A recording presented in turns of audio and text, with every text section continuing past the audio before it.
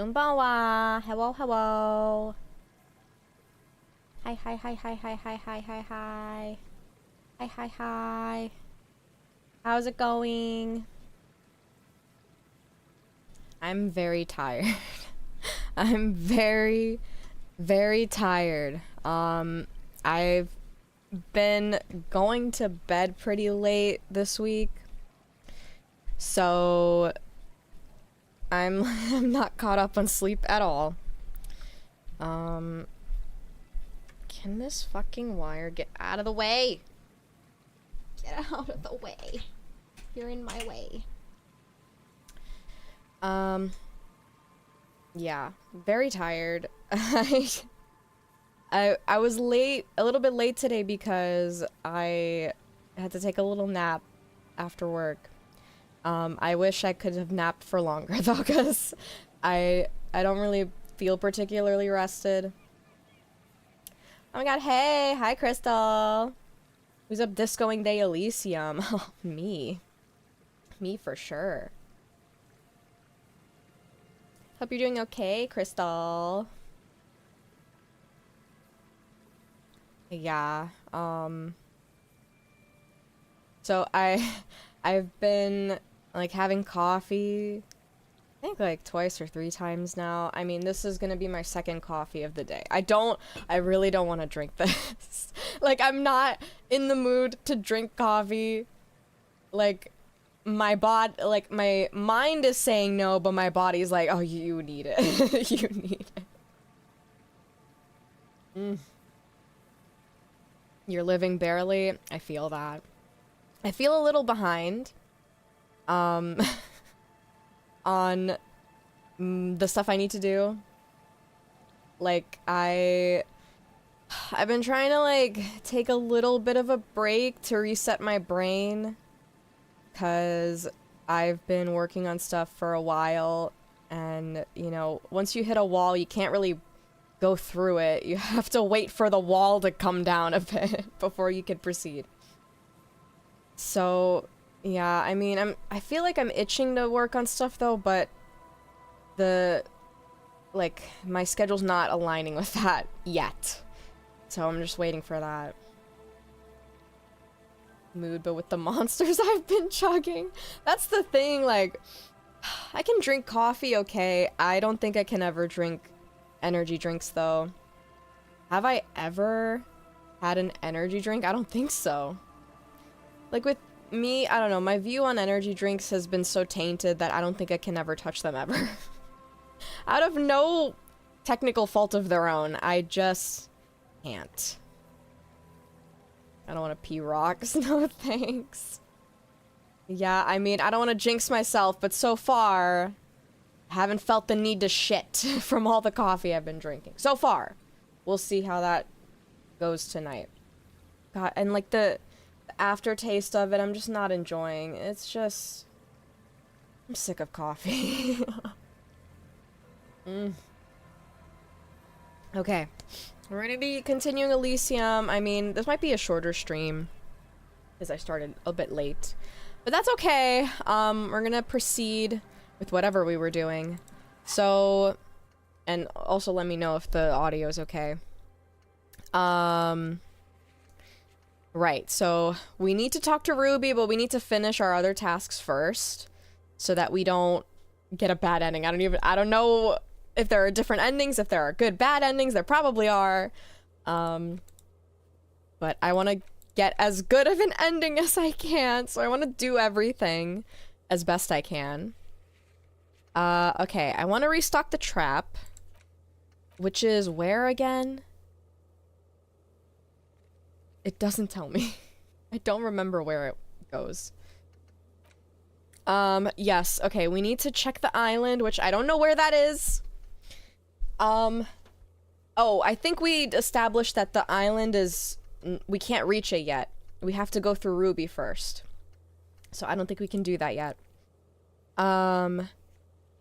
Hostel. The question yet to be totally answered is Whirling in Rags a part of the Doom commercial area? Okay. I don't remember this being a quest, but we can talk to him. I think that might be important. Okay, and then at some point, we should dismiss Kim so we can talk to Class A. Okay, I need to push this wire out of the way, or else it's gonna bug me. Scab leader, that's Ruby. We still haven't been able to do the HE hand-eye coordination. Maybe we can, like, chuck our points into that and see if we can make it work. I don't know if this is necessary for progression or not. We can read for a bird. That might be fun. And yeah. I think that's everything. Scab leader is the muscle guy. Oh! Oh, Scab. Sorry, I was thinking of, the other ones. Well, no, technically, they are a part of the union. But, like, he's his own thing. Alright, I mean, we can, yeah, I think we should definitely confront him first thing.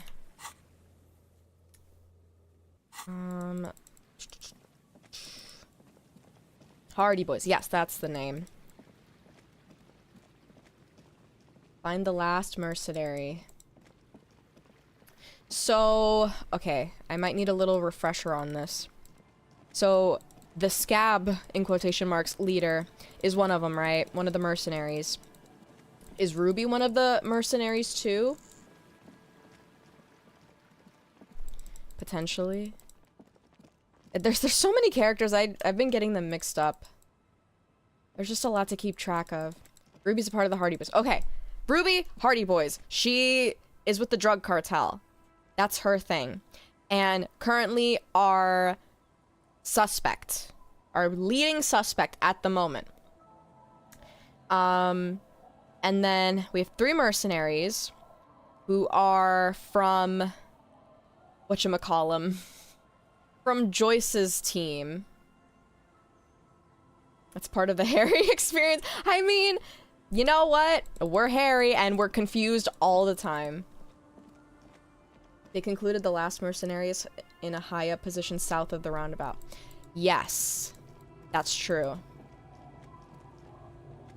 Wild Pines, yes. So the mercenaries are a part of Wild Pines. One of them is the Scab leader. One of them is up above.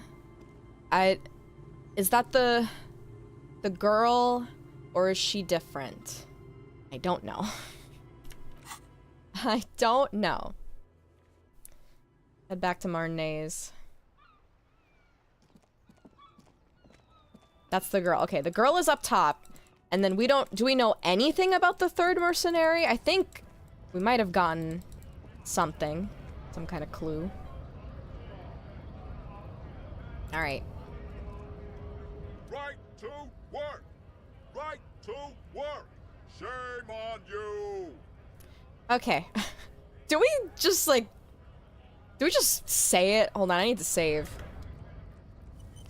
I did compile my files prior to opening the game. Shame on you! This is the 2nd. Oh, the hangman is the 3rd or the 1st. Yes. Okay. Thank you. Oh, there's just so much like details in this game. And we only play this like once a week. The June files, yeah. Okay. That makes sense. Alright, are you a mercenary hired by Wild Pines? Hell no. I'm just an honest scab.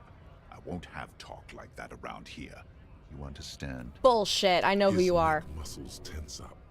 The veins on his neck bulge.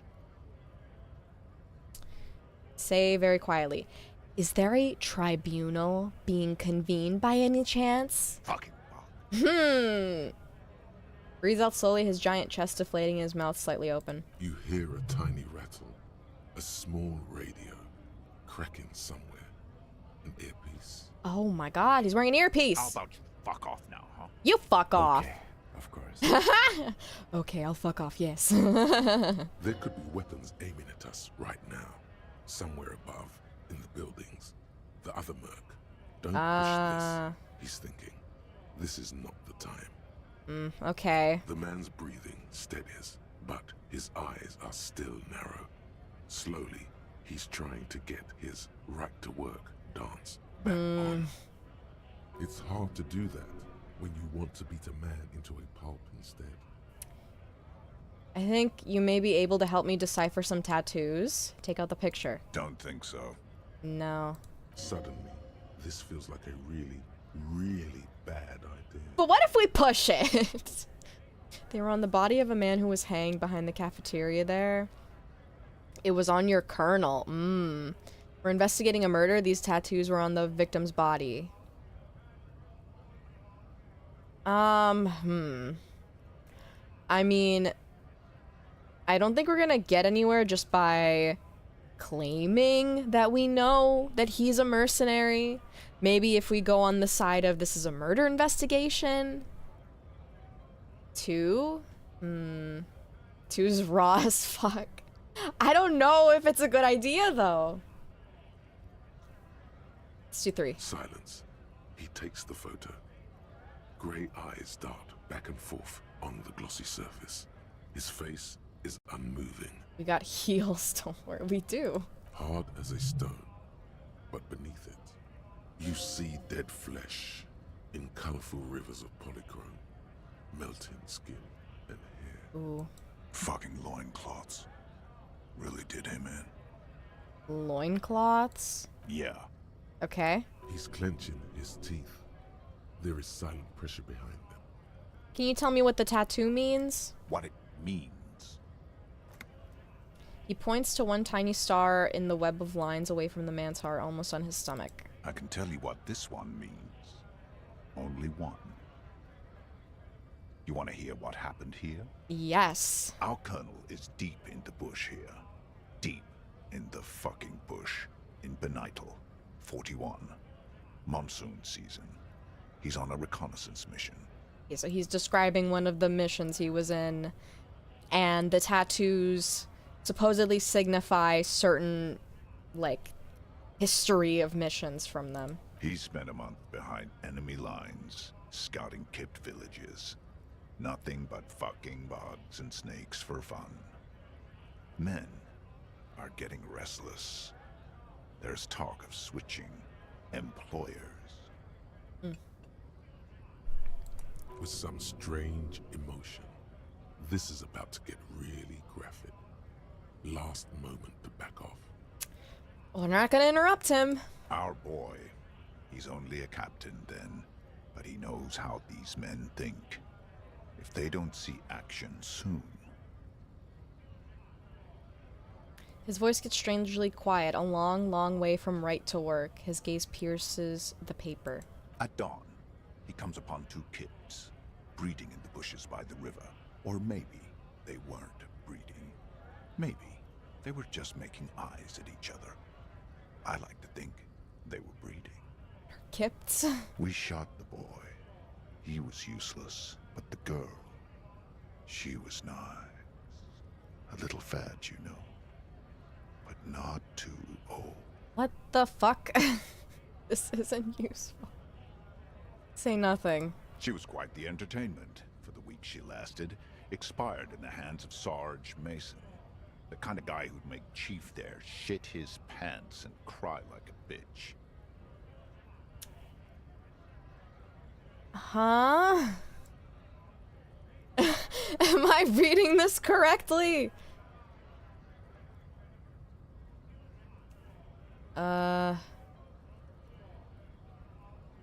Okay.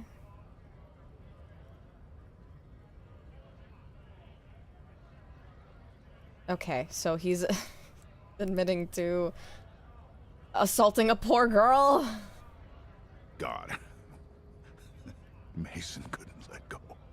Cut the tits off her cold body and fucking ate them. What the fuck? What is wrong with this guy? The primitive spirits were watching over him now. What is wrong with the mercenaries of Wild Pines? Well, we know what's wrong with them. They're like really, really hardened like, war people. Drowned in a creek a week later. Spirits my ass. Something stirs in your stomach. Yeah. There's a word on the tip of your tongue. Colorless, odorless. It's... War criminals? That's the word I was gonna say. I wasn't sure if that was correct, but I feel like it is. It's evil. It's fucking evil. What is evil? It's just nature. No. This guy used to say evil is when nature and spirit meet in the wrong place. You were there? No, I was in the domain, in Jamrock, being a bouncer. You know what? I don't think that really helps your case, though. You're not really a scab leader, are you? Fucking mask is getting sweaty. I want to take my mask off. He's under orders, and orders are orders. Can I have it back? Go ahead. Thank you. All right now. Free commerce! Keep the goods flowing! I don't want him to have the picture. On the photo in your hands, the dead man's skin is studded with stars. Tens, hundreds of them, littering his dead skin. Okay, so... if that's one of the stars... are the rest of them all the other fucked up shit he did? Because, oh my lord. Oh my gosh. Maybe I don't want to know all the other ones. Maybe not. Alright, I'm gonna leave. Jesus H. Christ.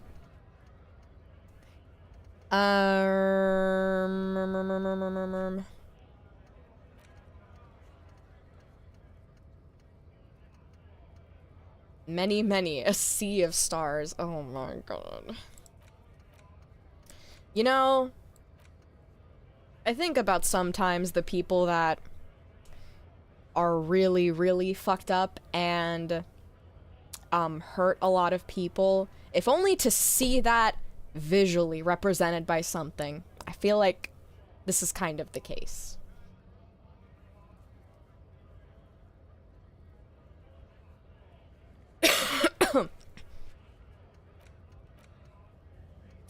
So is that just like done?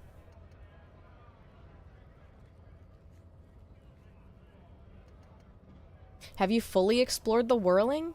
Analyzed the site of the murder, truly and thoroughly interrogated Class A? All this might make convincing them easier. Well, we already did this. Where's the one I just did?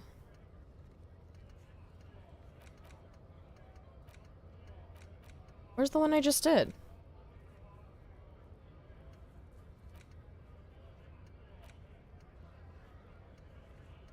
Where's the one I just did?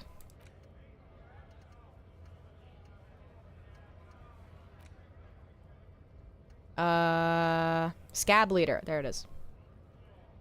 Okay, so that's just it. Alright. I thought maybe he would take us somewhere else, but I guess not. Hostel. Let's do that.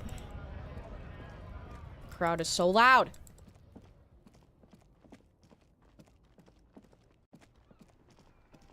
I'm gonna save.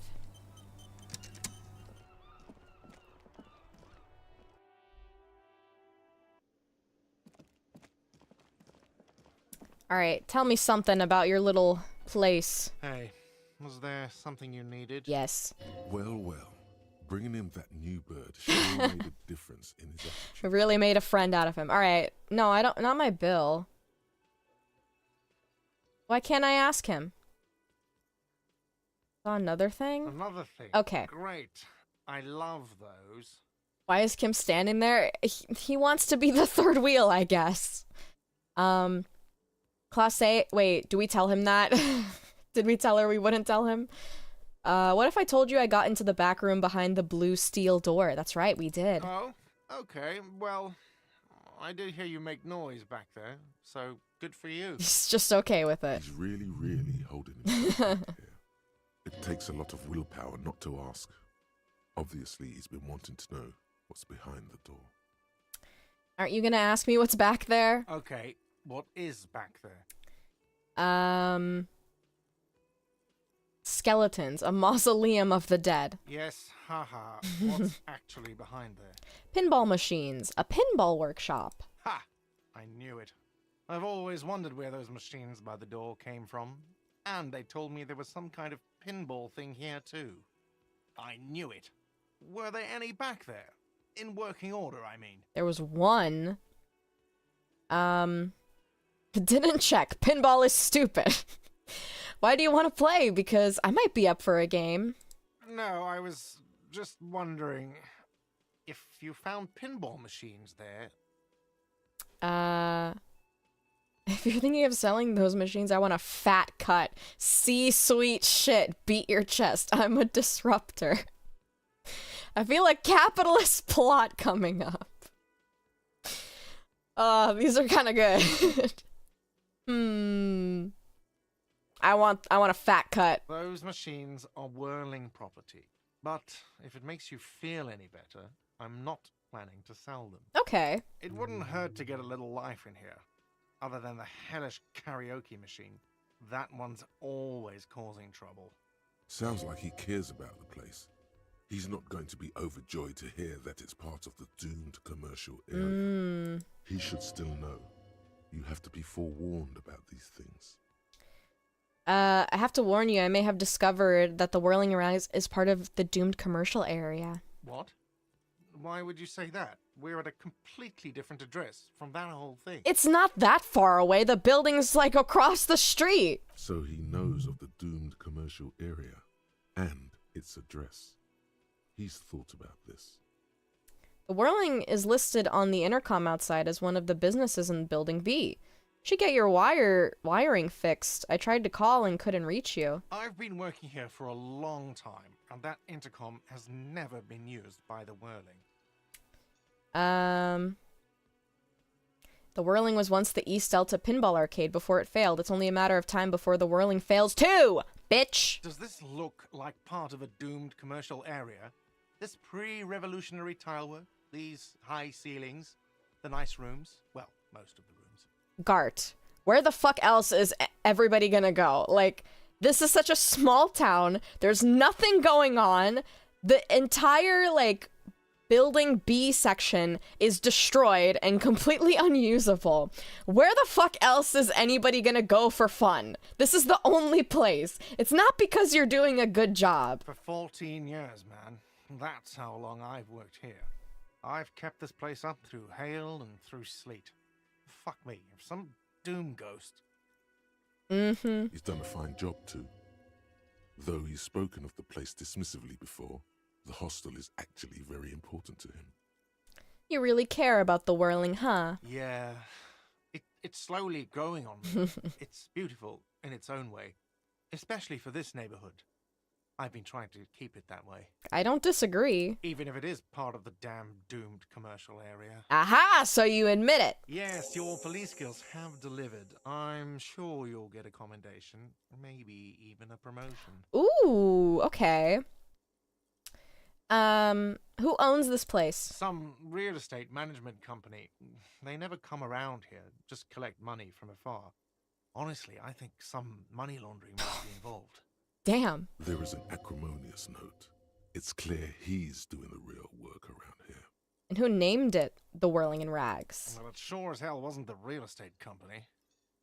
It was you? Oh. You look surprised. What? It's a great name, I know.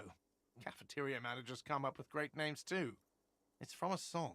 A song? Hail, Holy Queen, by the Ateneers. Hail, Holy Queen of the Sea. You're whirling in rags, you're vast and you're sad. Good pick. Okay. What about those other cafeterias you manage? What about them? One is a basement dive frequented by chain-smoking communists. I can't tell you how sick I am of Kraz Mazov and Ignis Nielsen and all those old ghosts. He's hesitating, not sure if he should share this information with you. Encourage him. And the others? The other is a kebab cart. It's very successful in its way, but it's nothing like the whirling. Well, too bad it's all doomed. Well, good luck to you in this place then. Luck has got nothing to do with it. I need to think about where I'm going to place those pinballs. I have a feeling they're going to help. Alright, I mean, I think only one of them works. Unless you restore the other ones. So, if you didn't have anything else to tell me about my establishment, can we, wrap it up? There's a peephole in the wall! What wall? Upstairs in the secret back room, right next to Clause's bedroom. I found it when I found the pinball machines. I'll have it fixed at once. Thank you. Thank you for letting me know. I assure you, the whirling does not abide spying on its guests. Thank you, Gart the goat. The color has drained from his face. Aww. What a shame to fix such a good peephole. Shut the fuck up! Are you sure you haven't been? I don't think he has been. Couldn't you keep the No! No! Alright, you've been notified. Thank you. I'll patch it up personally. Was there something else about the establishment? I Okay. hope not. I'm not gonna tell him about Class A. She's gonna be mad at me. Yes? Goodbye. Say it? No! Jesus Christ. Right next to Kim? He's gonna fucking kill me. I'm starting up the game right now to do it myself. Have fun with that. Have fun playing the entire fucking game just so you can get to this one point, click the answer, and then close the game forever. We need a peephole into Kim's room? Now that I agree with. Okay. Well, we talked to him about that.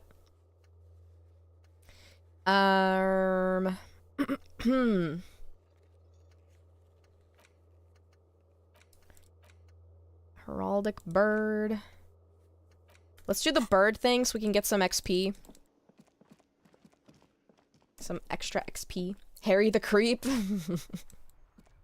I swear to God, like, there's just something in my bones telling me he has something to do with that fucking room, I swear. It's been a while since we've been in the bookstore. I remember the bookstore. I remember. Okay, where's my bird book? The display rack is brimming with this is entirely. Oh yeah, we can buy books now. You have found the right books. Oh yeah. Do any of the books call out to me? A twinge at the back of your head makes you flinch. Your eye starts twitching. Owie! Your hand reaches toward a book with glossy cover art of the very muscular man from Hjelmdal in chains, kneeling in front of a staircase leading to a throne. A woman sits on the throne, leering at the man. That sounds like Harry. She's laughing at him, belittling him. Harry is afraid of women because women are better than him. Between the throne and the Hjelmdaler man lies a bonfire, casting shadows on the wall. The shadow of the woman's headdress looks like a pair of devil horns. The title reads, Man from Hjelmdal and the Devil Woman. Aren't all women devil women? No. Interesting. The display rack before you is burdened under piles of Man from Hjelmdal novels. Okay, now we have some other choices. I feel like this is gonna cause us mental distress, but maybe we should read it. Do we need money for anything else that I know of? Like, I don't remember. I mean, we can take a look around. We have to buy our bird book. A small mountain of colorful board game boxes. Oh yeah! There are numerous types of games for all ages. A lot of shelf space seems to be taken up by Wirral-related merchandise. The traffic light, but that's like something. I wonder what happens if you do buy the traffic light. Like, it's such a crazy amount of money that you really have to spend the entire game saving up for just to buy this one stupid ass traffic light for Harry to go, yay! I don't know where to put it. And also, like, it doesn't work because it's not connected to anything. But Kim, look, I got this cool thing, and he just fucking dies. He just throws himself off the fucking roof. Kim, you wanna play Monopoly? I won't get mad, I swear. I wonder if we can actually play with him. Like, I would buy it then. All I can say is it's definitely a decision of all time.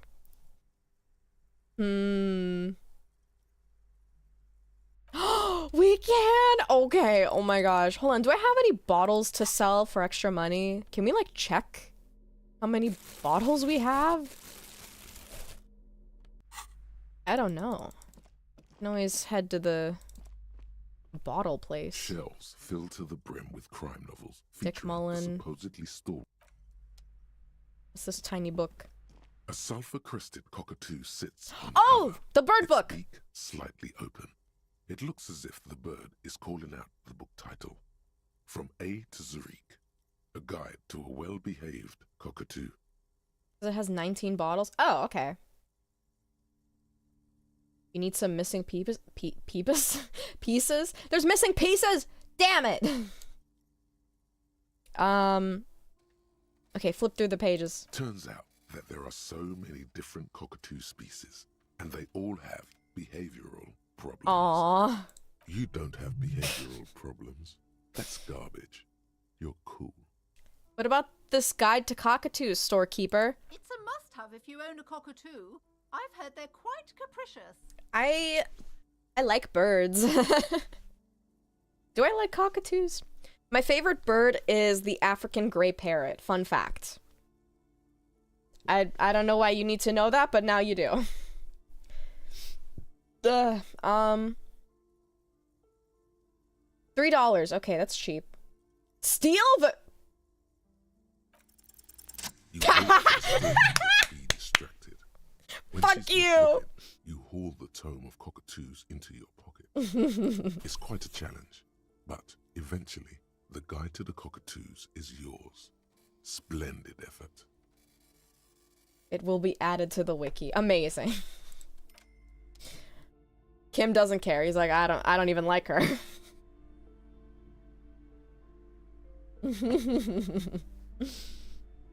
I'm a bad cop.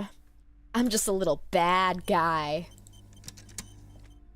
Shelves full of biographies of famous people, whoever they are. Great innocence. This bookstore is not strictly about crime, Medical romance, and purposes of biographies the of pale. famous people. There's also a wide range of paranatural literature. Oh yeah, map. Several maps have been. The maps look We already old. wrote through that. Okay. We have successfully stolen the bird book.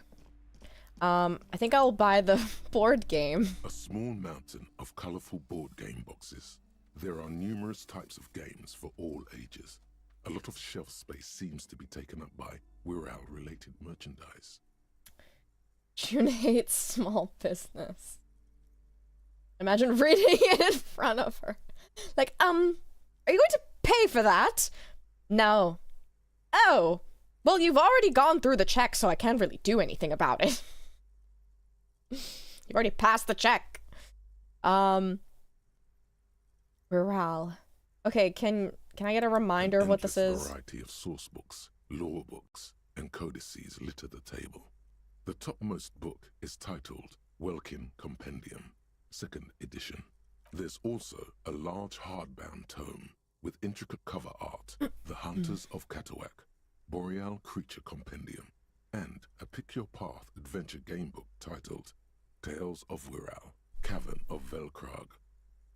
No, that's my book. I brought it. I brought it here. You just asked me about it. No, it's mine. Books in a board game section? Who wants to read books? Me, I just stole one.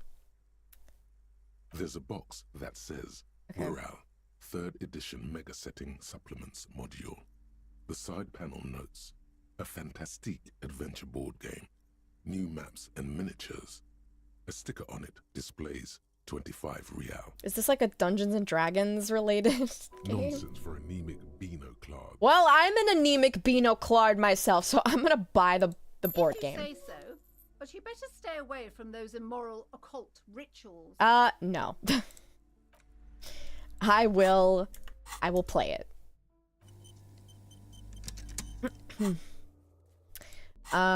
Okay. I want to read my bird book first. A cockatoo is a Right in front of her. found on the Seminine Islands and in southern Fas a la Mer. Known for their intelligence and general precociousness, cockatoos are popular birds in aviculture. However, they often exhibit various behavioral issues. Okay, what more? This book talks about the delicate nature of twos, as well as introducing some of the most popular species among the bird enthusiasts. The funeral cockatoo, Oh. the major majestic cockatoo, and the most common bang bang cockatoo. Bang bang. It's colorfully illustrated. Hold on, I want to look up what these look like. I need to know. This is important. Bang bang cockatoo. Oh, he's got like a cute little red face. That's so cute. I mean, it looks like an African gray parrot, but like he dipped his head in like blood, like in a vat of blood. Crazy ass bird. What are the other ones? Funeral cockatoo. Funeral potatoes? What? That was one of the search options. Okay. Like a parrot with yellow cheeks and a yellow tail. It's like a black parrot. It's pretty neat. Pretty cool looking. Major majestic cockatoo. Is that the official name? Major majestic. Ooh, this one's really pretty. It's like pink. Oh my god, it's so cute. It's so cute. It's pink and like the part of the back and the wings are white, and it's got a beautiful crest with like in the inside like yellow and red, and then on the tips it's white. It's very cute. You know what? This might be my new favorite parrot. Second only to the African gray. I have to show this. I have to show a picture of this. It's so cute. Can you load? Can you like actually increase the resolution on the damn image? Come on. All right. Guess I'll use this one.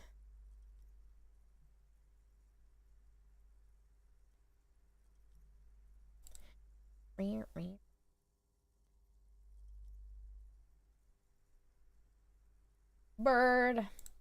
Birds. Birds. We have birds. Look at that. That really is majestic looking. Pink fan is June a Hello Kitty enjoyer? I am a Sanrio enjoyer, yes. And my favorite is Pochaco. He is my favorite little guy. I am partial to Cinnamoroll as well. And I like Pom Pom Purine too. Not as much as Pochaco though. Love their mohawks. Yeah, they're so cute. I wonder, like, because you don't really see that many pink animals around. Like, I wonder what's the best type of environment for pink animals. I mean, I know we have flamingos, and they're kind of more tropical creatures, so maybe that? I don't know. Salmon pink, very cute. Yes. I love it. Love the bird. Very cute. All right. What problems do these birds have? Where to even begin? All cockatoos are known for their needy natures, requiring attention for at least 2 full hours a day. They love to talk and have been described as lovable clowns who just don't know how to wrap up. I mean, it just sounds like me. I could handle that. It would be nice to have someone to talk to when feeling lonely. Pet owners also report moodiness, loudness, and hostility as recurring issues. If left unsatisfied, cockatoos may scream non-stop, pluck their feathers, or become aggressive. It's not any more far off than it was prior. Right, that's pretty bad. Anything else? It is not recommended to get a cockatoo if you're not able to cook them food every day and Okay. give them the full care that they need. These birds will never understand that you have a life of your own. I mean, that just sounds like a child, doesn't it? They're needy, they love to yap, they need to eat good quality food, and they won't realize that you have a life of your own until they get older. And imagine Bunny sitting by your cage listening to you yap for 2 hours. That's a lot of time. Yes, but there has to be something great about cockatoos as well. You're right. Cockatoos are magnificent creatures. Yes. They love to perform. Yes. Cuddle and show off, and will even scream for fun. Yes. Often as loud as up to 135 decibels. Yeah! It's funny because, like, sometimes Bunny will show me, like, animal videos. Like, it's like a compilation of animals being silly. And sometimes it's birds, and I just love watching them, like, they're so silly, and, like, when they dance and when they, like, talk. It's just so cute. Ouch. That must hurt. Oh, yeah. Okay, funeral cockatoo. This is a yellow-tailed black cockatoo. Yes. Its specific name, Psittacus venereus, relates to its dark and somber plumage. This bird looks as if dressed for a funeral, 24/7. There is something indisputably ominous about it. You like to dance, you like to talk. Yeah, maybe I'm a cockatoo. Never had a bird, but I did love my chickens. Oh. Well, chickens are birds, right? Are they not? They're a type of bird. Read about the major majestic cockatoo. Perhaps the most impressive of all the species. True. The endangered major majestic cockatoo is often described as the most flamboyant bird in the jungle. Its pink-colored wings and flowing crest embellishing its proud and bumptious nature. Bumptious. In the words of poet-explorer Sir James Fournier, few birds more enliven the monotonous hues of the verdant forest than this big, bold, and beautiful species. Yes. It must be glorious to behold, dark pink and snow white. Yes, beautiful colors. And then the most common, bang bang cockatoo. Despite its banging name, the bang bang cockatoo is actually the shyest of the species. Aww. Common in almost all Seminoles forests, as well as zoos and homes all over the world. Its plumage is mainly grey and white. The Seminoles name, bang bang, is thought to be of onomatopoeic origins. Honestly, this bird does sound a bit like me. Yes, but all those cockatoo species are so different. Ooh. Which one are you? Ooh. I mean, I can't just say I'm the major majestic one because then, you know, that's not true. It's just not true. What if I'm a fuckoo-patoo? A fuck-up and a cockatoo? Fuckoo-patoo, alright. I mean, it's tough. Only the funeral cockatoo in its darkness can truly grasp the depths of my doomed latent soul. Alright, I guess I'm a fuckoo-patoo. You're right. You're a fuckatoo embodied. Fuckatoo. This sorry-ass bird belongs on your heraldry.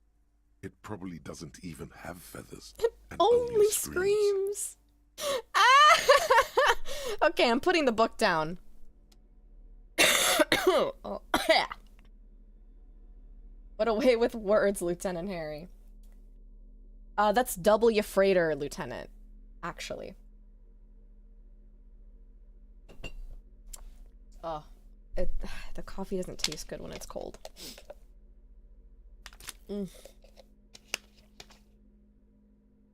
Maybe I'm a cock too. Okay, board game. Large letters on the front form a title. Wirral. The colorful box is illustrated with bucolic vistas. The cover art also features odd-looking humanoids. Some short, some taller, some with pointy ears, others with ephemeral wings. Definitely sounding like D&D. All right, examine. Text underneath the title in smaller typeface reads, 3rd edition, Mega Setting Supplements Module. The side panel adds, a sword and sorcery adventure board game with new maps and miniatures. Shake the box. Mysterious things rattle inside. What could they be? Dice? Plastic miniatures? A fantastical alternate world full of magic and wonder? Oh yeah. None of that witless man from Heimdall, fascist dross, hidden behind faux realistic allegory. Wirral is no cliche-ridden apologia for colonial violence. Yes. Wirral is pure imagination. Amazing. Look at the back. A blurb on the back reads, "Tired of the tedium and toil of modern life? Yes. Escape to Wirral. Leave behind e-solas and nations with their petty squabbles. Discard electricity, magnets, and boring technological widgets. Succumb to a world of high pasternal fantastique. Unleash your imagination and create an adventure of endless possibilities. Discover the terrible secret threatening Wirral. Can your band of adventurers save the world?" Yes, we're ready. Exactly. That's the spirit. All you have to do is read an intricate rulebook, study an assortment of maps, unfold the illustrated game board, and start rolling dice. Yes. In no time, you could be romping through grasslands with low-level characters, hunted by Iskala riders, or battling unspeakable monsters in endless dungeons fraught with danger and despair, conjuring up forceful magics to aid your quest. Open the box. You pry open the box. Inside you find a folded up map, a small booklet, a 24-sided die, and a little plastic figurine. With the map. A reprint of a crude hand-drawn map. The top left corner reads, "Lands of Wirral." The map features both small villages and mid-sized towns with odd names, in addition to meadows, forests, hills, lakes, and seas, also with odd names. Anyone else have nostalgia for killing level 1 boars and wolves in World of Warcraft? I mean, that just sounds like any MMORPG, so yes. It doesn't seem to correspond with anything you've seen thus far. It's not a very helpful map. Look at the booklet. A quick guide to the magical races of Wirral. Create your own hero, choosing from any of these completely unique and fantastical backgrounds. Great. The options are in order of importance. The Welkin, the Tweog, the humans, the fairy folk, and the pygmies. Read about the Welkin. The Welkin, tall, lithe, and graceful, with long flowing hair and pointy ears. They're known for being powerful magic users, but can also hold their own in a brawn-driven fight. The Welkin come with a variety of exciting sub-races. High Welkin, Forest Welkin, Lake Welkin, and Snow Welkin.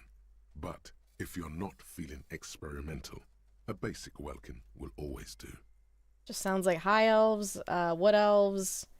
I presume like the lake Welkin would be dark elves, and then the snow elves are the ones that the Dwemer fucking disappeared. This is just sounding like Skyrim. All right, read about the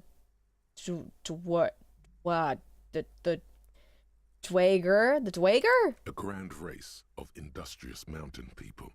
They're short, stout, and muscular, and enjoy digging for gold and other precious minerals. They're also well versed in the art of combat, where they prefer to use axes and hammers. Yes, Skyrim invented elves. Yes, they did! Exactly. The Tweog also come in a few different sub-races.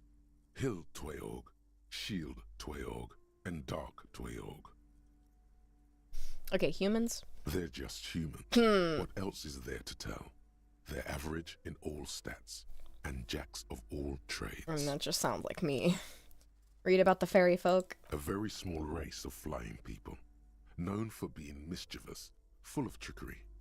They often lure people into their magical traps. There are no sub-races for the fairies. Okay, pygmies. The least popular of the Wirral races, the pygmies, are short, rotund, and dim-witted. Pygmies live in small villages made of shoddy wooden dwellings. They spend most of their days tilling the earth and smoking their pipes. There are no sub-races for the pygmies. Okay, look at the die. It's made from some sort of wood and has been decorated with peculiar plant motifs. Oh, okay, take the die. You place the die into your pocket. It's always good to have luck on your side. Yes. Okay, look at the figurine. You see a man in ragged clothes wearing a lopsided hat and wielding some sort of a firearm. Oh, there's guns in this world? Huh. Interesting. A communard. A communard? What? A communard. One of the leftist revolutionaries in the anti-centennial revolution. Well, that doesn't sound like we're all. Yeah, that's what I was gonna say. That doesn't sound very we're all like. It is not. The communards are not a part of the game setting. I guess someone misplaced it during the packaging process. Maybe we should make a role-playing game set during the revolution. That sounds fucking terrible. Does this mean we can't I play? have a feeling the figurines are more there to set the scene than anything else. Okay, well, I guess we'll take it. You pick the figurine up by the base to meet your gaze. The little plastic man stares back at you, his face contorted into a disturbing shout. Then you pocket it. Okay. A colorful box with the title, Wirral, in bold letters. It's a board game. Damn it! We don't get to play it! But what if I wanna play? WoW has guns, right? I don't think it does. I mean, I've never played, but I know a little bit about it. What race would Kim choose? I think he'd stay human. Yeah, knowing him, he'd be practical and boring. Me, I think I would be an elf. Because I'm the best at everything. I think we would be a pygmy, actually. I think we sound more pygmy-like. You can use that with the suzerainty game? Well, I just spent all my fucking money. So it's $25 for a missing piece of a different game. And a die. Thanks, game. Now I have to go sell my bottles. Fucking hell, man. This game sucks. Dumb ass game. Never recommend. You know what? Maybe you should just pirate this game instead of buying it. Wink, wink. The tear machine stands. Bottle time. Just $1. Maybe I can sell my tchotchkes.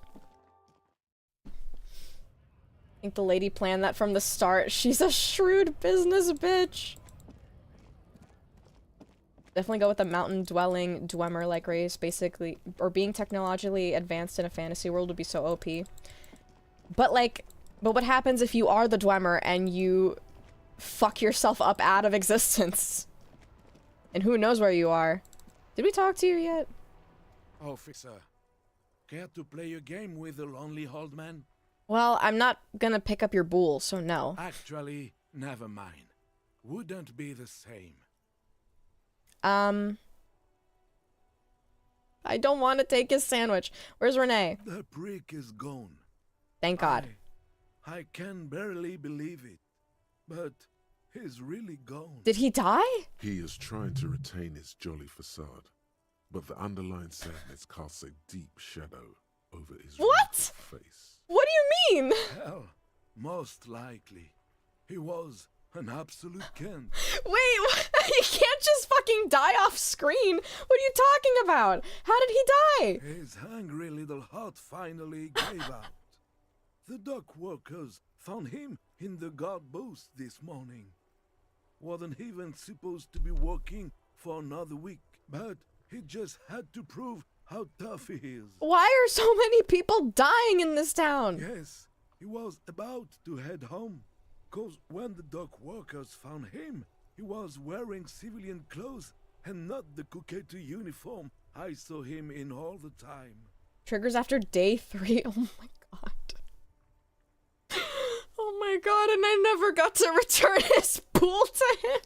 He'll never have it in the afterlife. Sometimes I thought he was wearing it just to piss me off. Now the joke's on him. Cause he's gonna be buried without it. Oh my god. Was he? Yes, he was that bad. We heard him talk. Old people die. You better get ready to. What the fuck are these options? Why can't I say like, you know what? Yeah, I agree. He didn't really treat you well, and he was kind of a dick to everybody. I mean, it's sad when anybody dies, but I can't really say that he'll be missed. Where's that option? Is he really that bad? I repeat, an absolute Kent. Even his old army buddies didn't want him around. He was like an old viper. Yeah, I mean, you know what? Let me tell you. If you are, by his words, a cunt to everybody you know, no one will care when you are gone. So be nice. Be a good person. The only people who could stand to be around him were Jenny and me.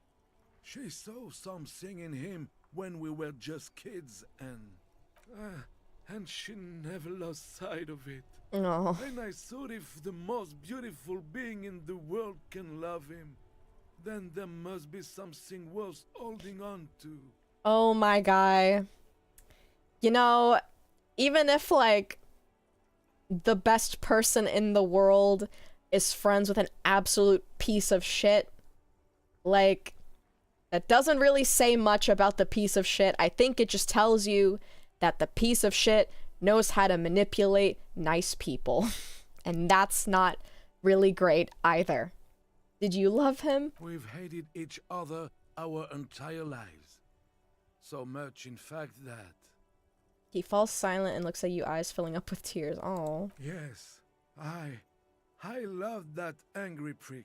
Oh. He didn't deserve it, but I did. You know what his last words to me were? This is really sad. Oh my god. Something right-wing royalist slogan. That's probably what he said. Something forgettable like see you tomorrow.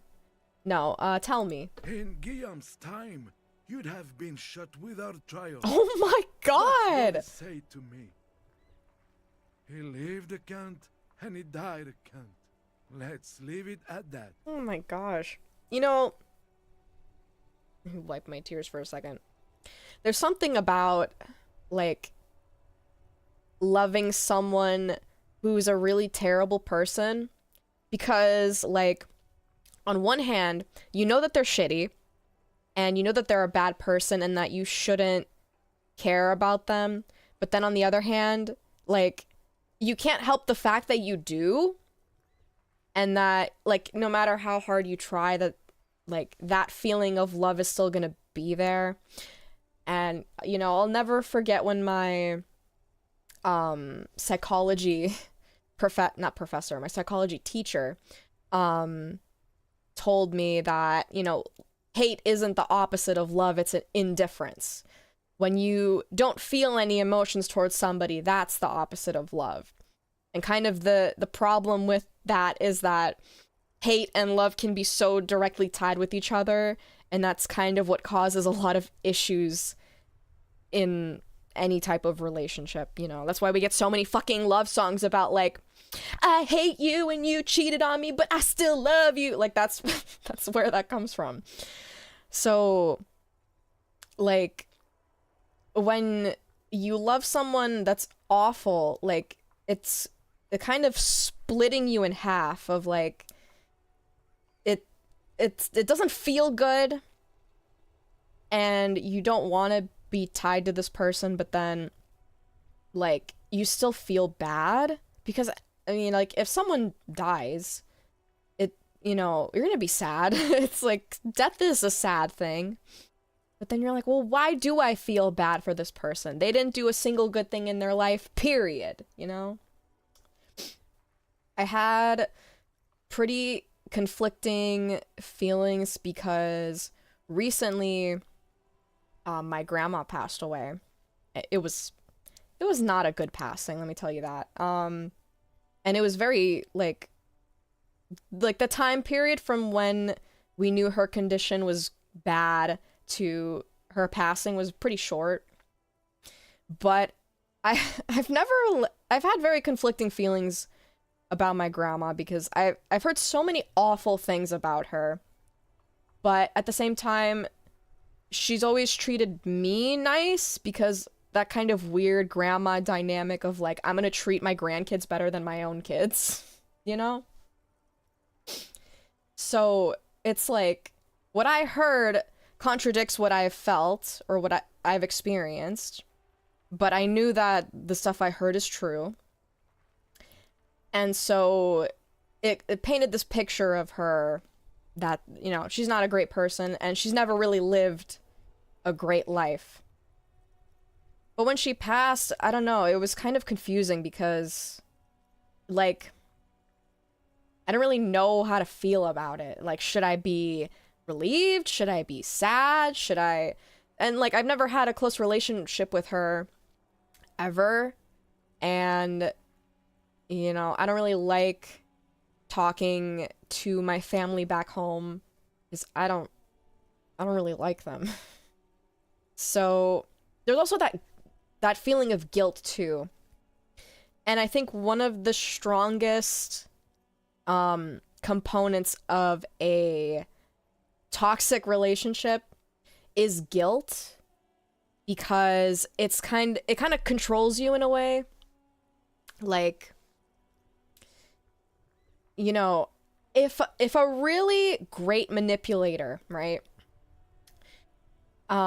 If they don't want you to leave, if they want to keep you there as long as possible, and you can still treat them as shitty as you want, and they're not gonna leave, don't take this as advice. This is a warning to people. They will try to guilt trip you and make you feel bad for doing things against them. So, like, they'll make you feel like you have some responsibility to them, or that you owe them, or that they do so much for you that it's disrespectful to them. And they kind of build up this guilt over a long period of time until it kind of becomes first nature to you to feel. Like, you know, oh, I want to do this, but I know I can't, or I want to tell them this, but I know I can't because they're going to react negatively in a certain way. Or if, like, you do something that's not necessarily bad in any way, shape, or form, but they're angry about it for whatever reason, and then that guilt kind of creeps in and it makes you feel like the worst person in the world. Like, I can't even describe the feeling it gives you. It's such a terrible thing to do to somebody. Like, no lie, to rewire someone's brain to make them think that anything that they do is wrong and that they can never get anything right. Terrible, awful. And it's like people like this cunt that, like, you know, like, no matter how poorly they treat somebody, if they know how to get away with it, they can. And it's awful. Terrible. Awful.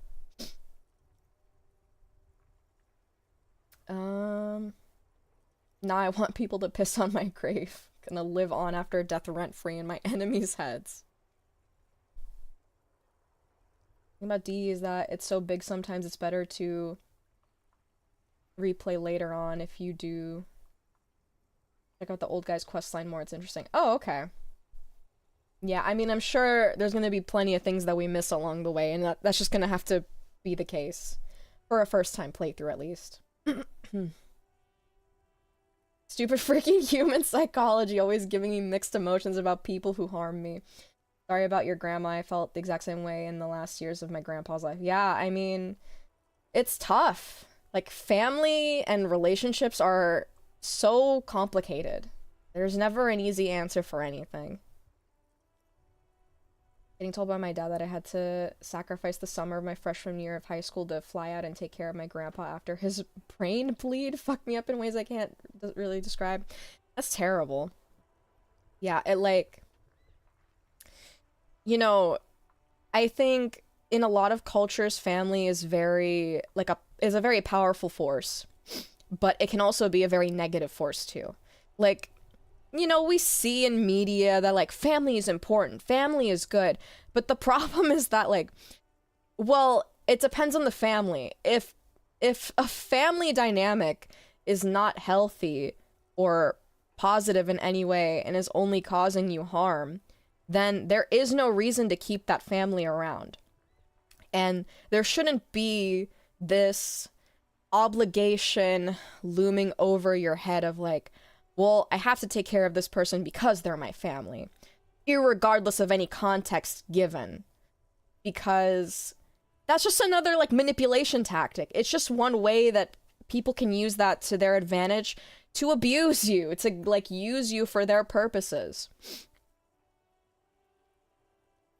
We're talking about family trauma? Unfortunately, yes. For whatever reason, lots of deep topics come from this game. Who would have thought? Barely got to know my grandfather, but I always heard good things about him. Yeah, I mean, it's different for everybody. There's like, you know, there's plenty of people that maybe don't have any experience in dealing with someone like that, which is a good thing. I hope you don't, but it kind of is not necessarily helpful to you by not having that experience, because then it makes it really easy for someone to take advantage of you because you don't know the warning signs or the red flags. Like, you know, if you're like me and you have plenty of experience dealing with people like that, they tend to... Oh, lovely water. Thank you, waterfall of piss. Please come down on my head. Don't actually. When you... Like, those types of people, they have a lot of commonalities, and they exhibit kind of the same things repeatedly. So you can kind of call it out once you know what it looks like, and it becomes very obvious. So I kind of worry for the people that either, you know, aren't educated in that type of stuff, or have not experienced someone like that, because then it kind of, like, you not knowing this, they take advantage of that, and they use that to their advantage. So be vigilant and know the signs.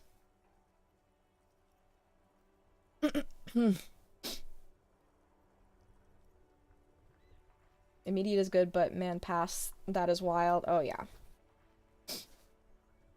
Blood is thicker than water, but the original definition? What's the original definition? Was the start of my drinking problems. Oh no! Being stressed out and bored in a house, bursting at the seams with alcohol definitely was not healthy for me. No, I mean, it's not good for anybody. I wouldn't wish that on anyone. Never met my grandfather, died before I was born. Grandpa was in the mob. Oh my god. Both grandmothers were a little wicked in their own ways. One was hyper-religious. Yeah. It's tough. Waterfall of piss and knowledge. Blood of the covenant is thicker than the water of the womb. Ah, the opposite of the modern interpretation. That's crazy. I mean, that's just kind of how language works, but yeah, I agree. I agree fully. I think, you know, if you're lucky, your family will be, you know, the place you can fall back on and rely on. And if you're not so lucky, then hopefully you can find people that you can fall back on and rely on, who can act like your family. You know what I mean? Friendship and so on is better than the blood of family ties. Yeah, because here's the here's a truth of our current society. There is no required learning of like parenting or familyhood, or what makes a healthy family, or how to take care of children. And you would think that something like that would be required, but for whatever reason, I think we are so used to, like, the pattern is you grow up, you find someone, you marry them, you have kids with them, and then you raise them, and they continue on the same cycle. But raising kids does not come naturally to everybody. And also, not everybody knows how to raise a kid well, especially if your family didn't do that well in your regard, so you don't have a good example. But, like, for whatever reason, it's like expected of you to have a kid, even if you know you're probably not going to raise one well and you have no idea what you're doing. Like, you're supposed to learn as you go. But learning as you go risks traumatizing your child for life, which, you know, you might want to avoid.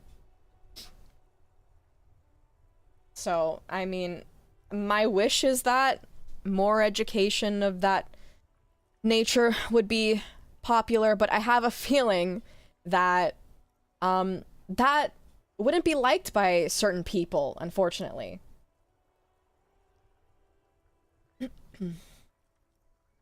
People who love you for reasons other than just being related, yeah. I agree. Takes a village to raise a child, but not everyone has a village. Yeah, true. The phrase "it takes a village" rings truer and truer by time as time passes. And sadly, the village has shrunk to family, and the family is 3 to 4 people instead of the 10 it used to be. Yeah. We've become like a more individualist society, at least where I'm from. Not from my my country of origin, the country I live in now, you know. Which has its pros and cons. I mean, for someone like me, I don't necessarily want like a large group of strangers around me. Like, I prefer a smaller group of people I trust. But there are some people that really need the extra help and maybe aren't as like independent or able to do stuff on their own, you know? Or the whole take care of an egg for a day and it'll prepare you for parenthood. It does not. It shows you how to not crack an egg.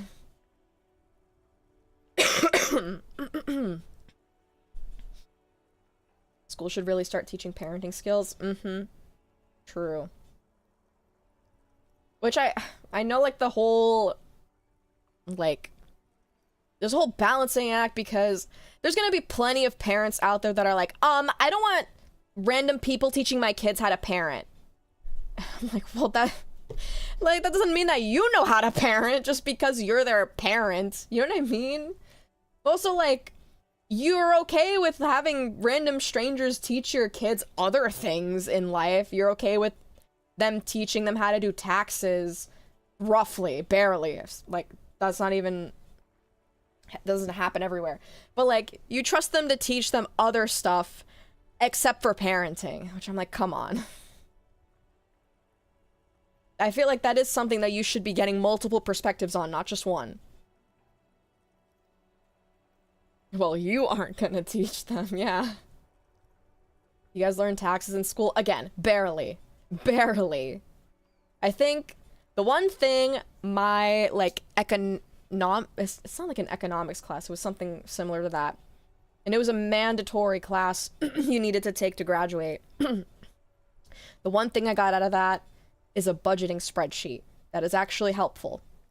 That's it. That's all I remember. And like a few things from insurance, but insurance is so complicated I'll never fully understand it, no matter how hard I try.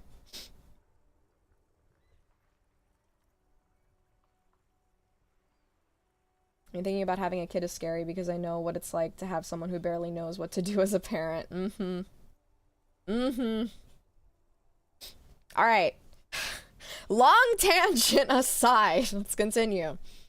Well, I offer my sincere condolences. Yes, we are both very sorry for your loss. Yes. It is what it is. Part of life, really. But to know someone for 79 years, then one day they're just gone. Yeah, it's rough. I just don't know anymore. About anything, really. But you must need something.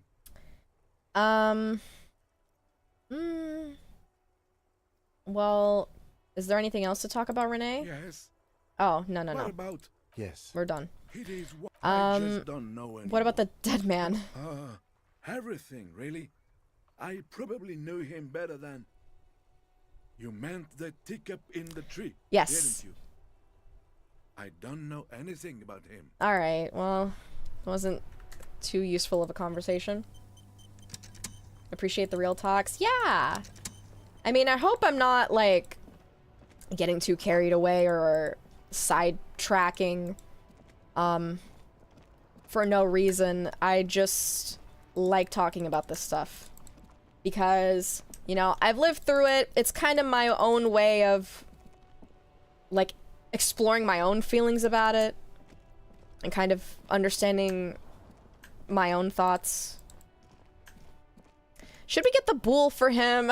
Is that even an option anymore?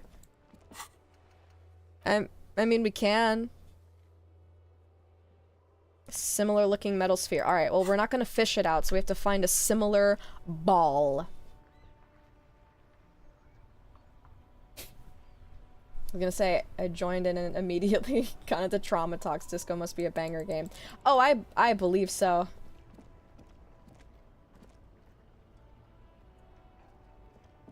Hope it's cathartic to talk about it openly. Oh, I definitely think so. Here's the thing. It's cathartic to talk about it with someone else when you know for a fact you can't talk about it to the person in question. You know what I mean? Like, there are just some people that there's nothing you can say to get through to them, unfortunately. Like, they just won't understand. And it's like talking to a wall. So, I don't know, you kind of have to talk about something. Hello, hello. Can Let me know I... if I can help you. I want to sell? Sure. Let me have a look. Oh, we can sell our clothes. I don't know if selling our clothes is necessarily smart because they come in handy pretty frequently for the perks. I don't want to sell the armor. We need that. I'll check my pockets. Anything else you're thinking of selling? Do we need the fuel canister? I'm assuming that the pawn stuff is stuff we don't necessarily need. Well, we do need the figurine and the die. We could sell the filament. I mean, she said she didn't need it, but like, what if we need it? Fuck. It's $50 though. I mean, we can sell the postcards. I don't think we need the postcards. My knowledge, at least. The Chaos Emerald. Only sell the ones that have dupe stats? I guess. But there's a lot of them where, like, they have 2 stats at the same time. I don't know. I just want to have a nice closet.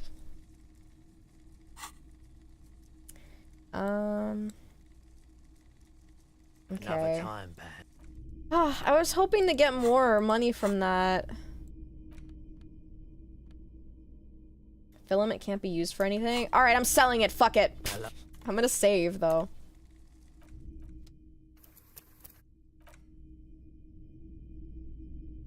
Detective Harry, please stay where you are. Do not use the Chaos Emerald. Hello, hello. Let me know if I... Sure. Let me have a look. Anything Alright, else you're filament, thinking 50 of bucks. Give it to selling? me. Thank you. It's a good chunk of money. It's like a lot. Another time. 50 bucks. We can buy the other board game.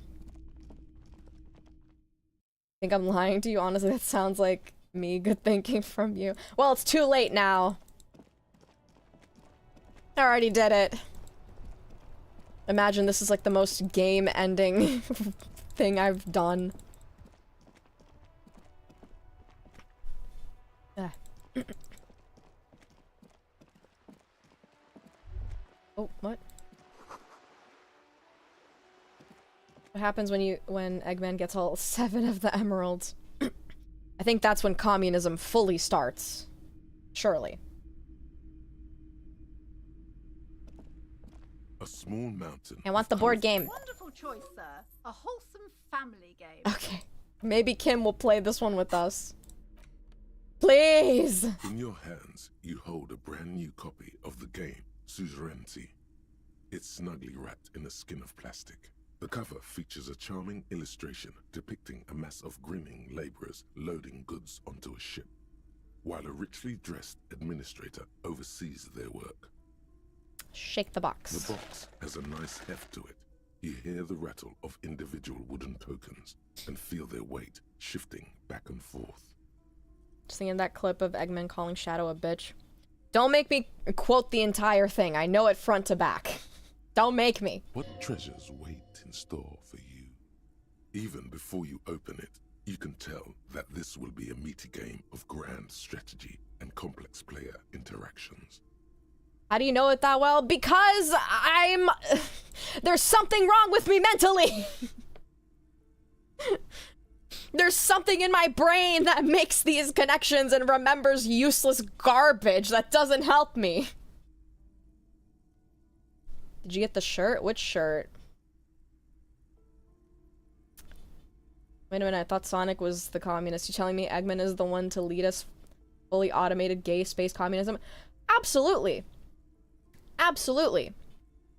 Sonic, he is like the definition of capitalism when you really think about it. I mean, he has a bunch of games. Like, he's kind of a little bit selfish, and he wants to be the main character, and Eggman just wants to piss on the moon. You can't get more communist than that. Shirt with the full Eggman quote. Oh my god, don't tell me that. Guys, I nearly bought a Chicoa-themed Uno card pack. It was $10. It was on sale, though. It originally was like $20-something. I'm like, that's a steal. But I had to fight myself to not buy it. Because I'm like, no, I can't spend money. I already bought a fucking Mamachi plush. I had my friend who was at a store, and you know what? I blame them. They showed me the picture. They shouldn't have done this. And I was like, are you still in the store? And they're like, I'm in the parking lot. I was like, can you go back and buy the Mamachi plush for me? And they said, yes. But you know what? My payback is that they bought a Mimichi plush, so they can go fuck themselves. I'm kidding. I'm like, I already spent money on something stupid. I can't spend more money. I need to stop. This does not surprise me in the least. Fucking hell. I spent money on 2 board games in this fucking game just because I can. But I thought Sonic, like, fought for the environment or some shit. I don't know, I never played any Sonic games. I don't know either. I don't give a fuck. I will post the shirt in general. Amazing. Thank you. Okay, remove the plastic wrap. The plastic wrap rips off as easily as a bodice in a tawdry historical romance. Open the box. There's a hiss as the lid slides off. Inside, you find a thick, full-color rulebook and more than a dozen pouches of various wooden components. Oh. Savor that new board game smell. Nice. A mix of wood, paper, and ink, all wrapped in the sweet must of cardboard. I wish that instead of just healing the max points, it just continues giving you more morale points so that my bar can just go all the way across the screen. Because for whatever reason, my morale just keeps being healed no matter what I do. Something about me, I guess. Read the rule book. Welcome to Suzerainty, a game of economic strategy for the whole family. The rulebook is sumptuously illustrated and thick as a Gradian novel. Economic strategy? More like rapacious plunder and exploitation? Yeah! Finally a proper game to teach children about the importance of trade in the global economy. Dear Lord. History seems problematic, but it is important to teach children basic economic concepts. Yeah... I don't know.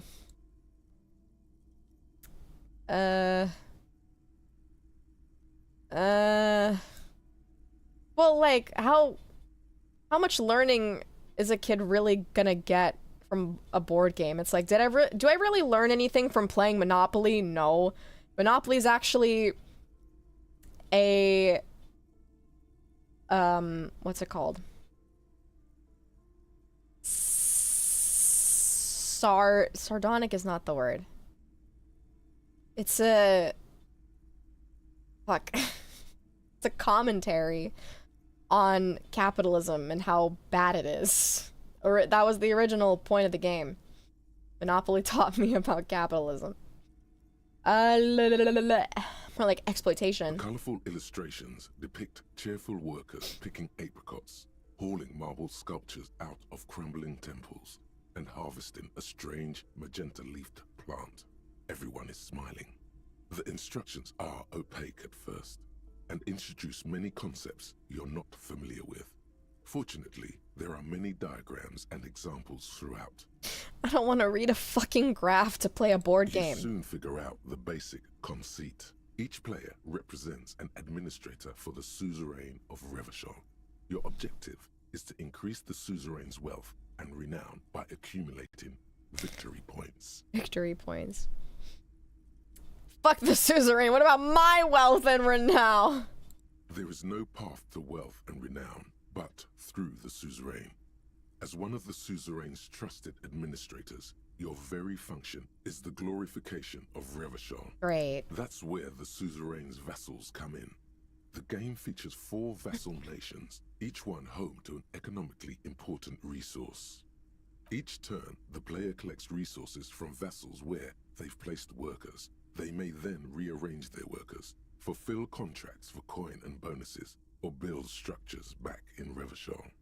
As you leaf through the pages, your eye catches on a sidebar labeled Advice for Beginners. Okay, read the advice. Remember, there are many paths to victory in suzerainty, but successful players will find one strategy and commit to it wholeheartedly. I mean, that's kind of what I learned about strategy games, is that, I mean, a lot of times, like if it's a stat building game or whatever, like people tend to spread out their stats or their points across multiple stats, but kind of the better way to play is if you put majority of your stats in just one thing or one type of build, because then you're really good at that one thing and you can just rely on it. Like, that's kind of how I went about playing Baldur's Gate 3.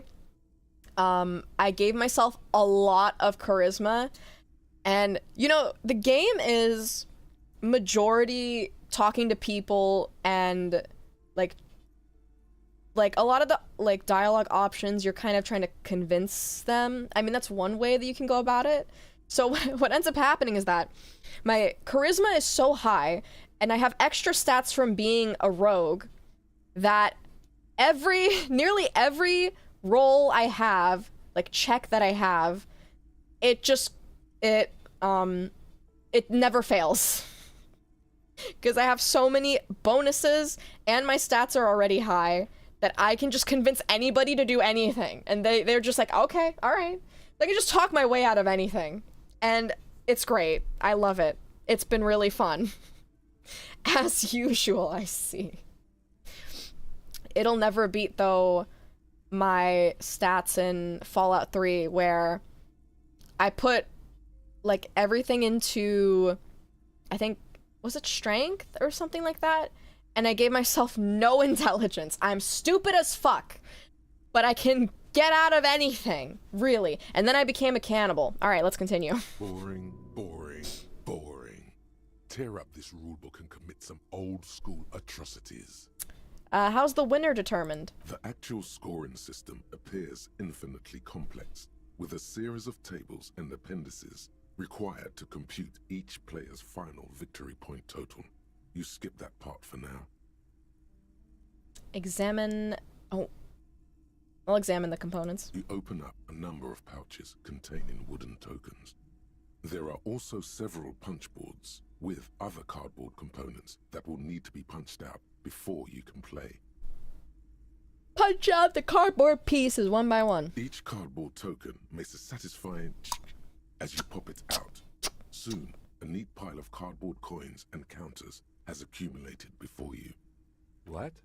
You're not going to offer to let me punch any of them out? He gets satisfaction from punching the fucking things out. Oh my god, what a nerd! Nerd! I bet he likes to play with bubble wrap too. Alright, check out the wooden tokens. In addition to the worker and building tokens used by each player, there are also several piles of colorful resource tokens, each representing one of the game's 4 principal resources. From the Empire of Sefre, orange apricot tokens. From Ilmarat, the ancestral name of Ilmara, grey marble block tokens. From the Seminine Islands, white sacks of sugar tokens. And from Supra Muindi and Sarah Maritza, magenta tokens for unprocessed cocaine leaves. Oh, yes, fun, cocaine. Oh my god, nerd, then you start kissing him. You know what's funny? Like, after I said my piece, I immediately thought, like, oh my god, he's so cute, I love him. I can't help myself! Isn't that the one that if you have a low enough intelligence, you get a dialogue with the homeless guy on the strip in New Vegas? I guess so. I don't know. Charisma is OP in every RPG, even the ones where it seems useless. Everyone says charisma is useless in Fallout New Vegas, but everyone fails to realize that it's required for the best perk in the game. And that's why I will always be a smooth-talking, dumb as fuck, cool bitch. That's my play style. Oh, those are nice. Picks up the cocaine and snorts it. Just kidding. Picks up the sugar token and admires it.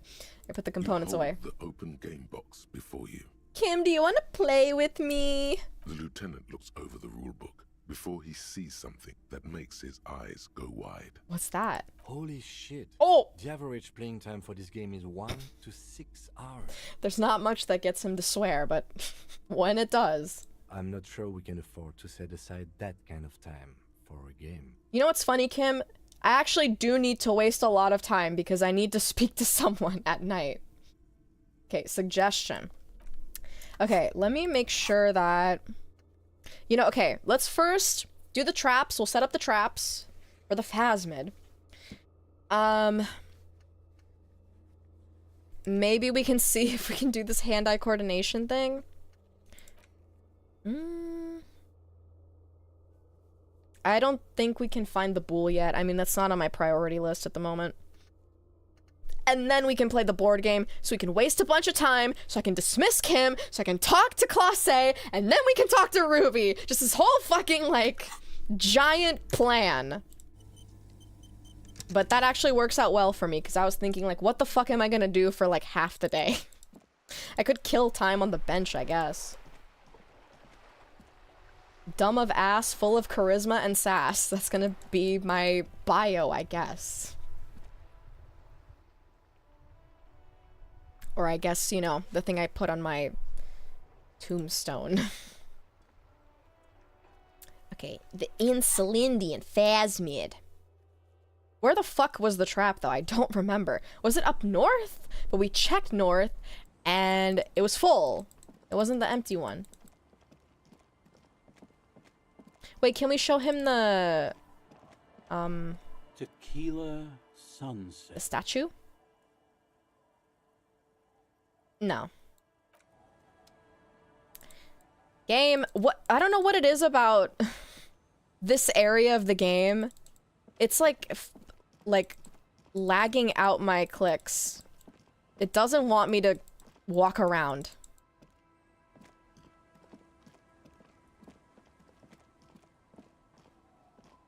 Oh my god. Whatever. I can't walk anywhere. Also, hold on one second.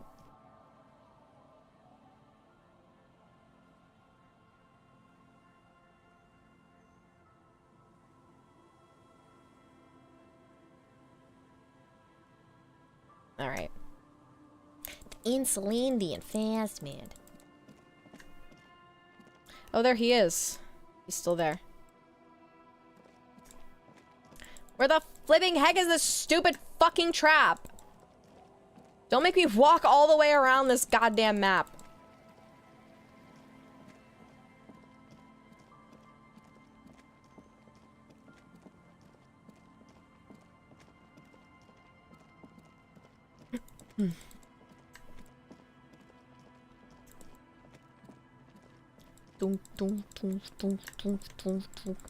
You know the red on the chair? Maybe that was the Bang Bang parrot. Okay, there's flies in there. Or locusts, I guess. But that one's clear. What is this?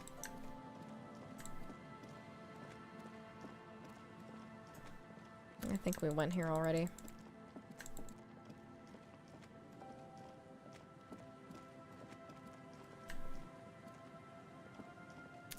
Okay, I think the south is covered. So it's probably in the north.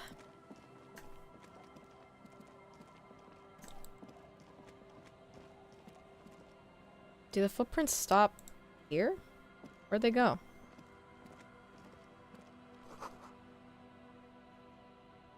Where did I go after I crashed my car?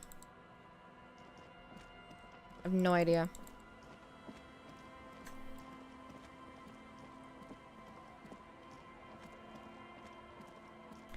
I'm gonna check the left side first. Yes, what is it? Why are you pulling it up if there's nothing to say? Game?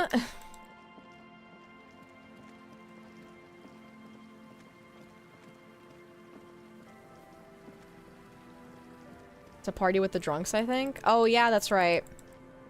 That's true. He had a brain fart. Like, I didn't click anything. He's got a fucking halo on his head now. Okay, this one has locusts, too.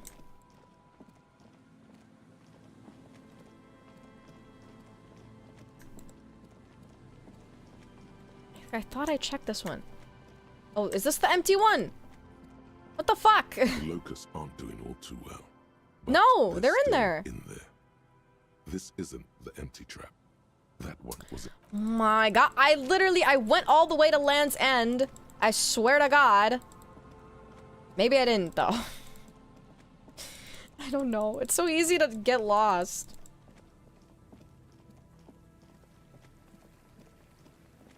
Especially in this part of the map. It's so huge.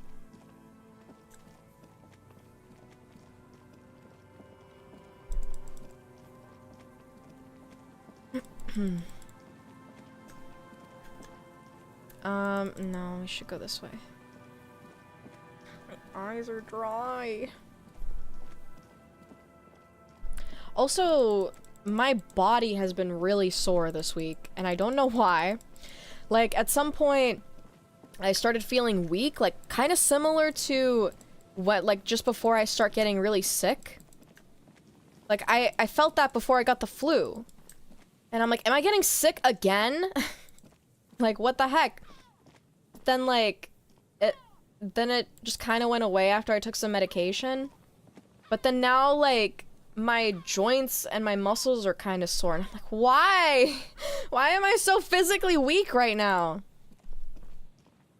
The reeds dance slowly around the empty trap. The trap's netting trembles. No insect sounds or movement anywhere. Okay, that's fucking bullshit. I'm looking at the trap right now. It's dancing. There's flies in there. There's movement in there. I mean, maybe it's harder to see on the stream, but I swear to God, the same animation with the moving insects from the other traps is in this goddamn trap too, and you're telling me this is empty? Don't fucking lie to me. Alright, release the locusts. The locusts, dazed from being transported, slowly begin to acclimate to their new surroundings. They're not really going to get the chance to get comfortable here. Good. Now that's done. When can we get to our impending apocalypse of a murder investigation? Right after we play a board game. Don't answer that. It was a rhetorical question. He knows. He knows I'm not gonna continue. But if there is one more cryptozoological runaround, he must force the investigation back on track. This better be it. He's trying so hard, but he knows he can't fight it because I'm his superior. All right. Okay, we did that. Then we're gonna talk to Lena. They just didn't want to make a new model. Don't be rude. I feel like they could have made the trap model, but then have a particle separate to that, so that they can just put the particles in when they need to. That's pretty simple. But what do I know about making games? I don't know. You know, I think if I was designing a game, I would try to avoid the screen tearing in the main section of the game.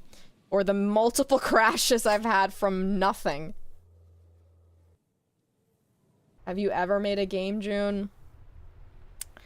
You know, I worked in Unreal Engine. That counts, right? I've always wanted to make a game, but I've never been able to complete one, which, you know, it's not a good look. Where'd the guy go? Hello, dear. It's good to see a familiar face. It's just your bum-ass PC. No, this is my nice one! Actually, no, that's not true, because this one still crashes on its own. It just, like, the whole PC sometimes just randomly crashes. Fun. But you know what?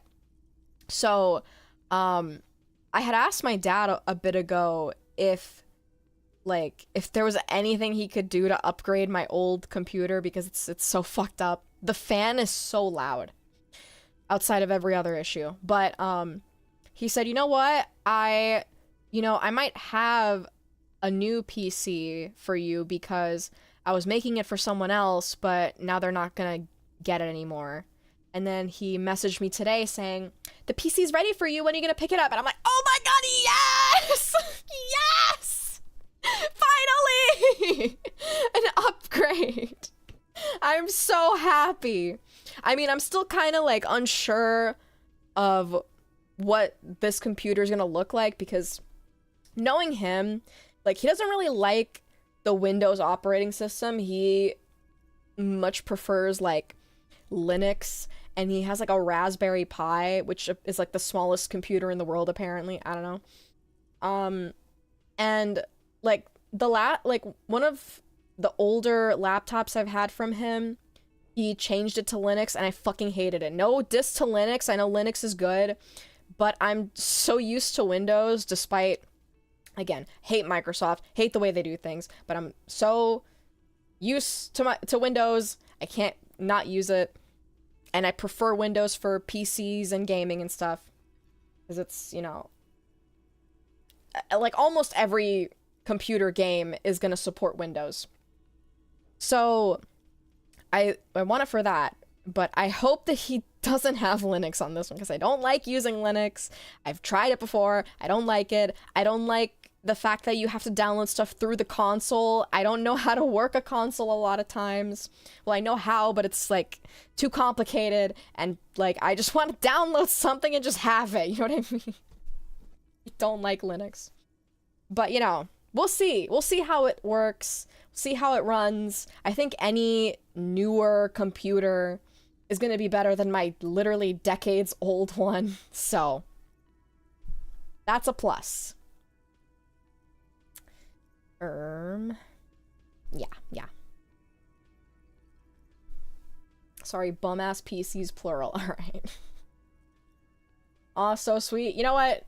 Don't give him too much credit, because I wasn't even entirely sure that he was gonna come through with his promise, because a lot of times he doesn't. But, like, it was a pleasant surprise when he messaged me. I'm like, oh my god, you actually did it. Thank you. I appreciate it.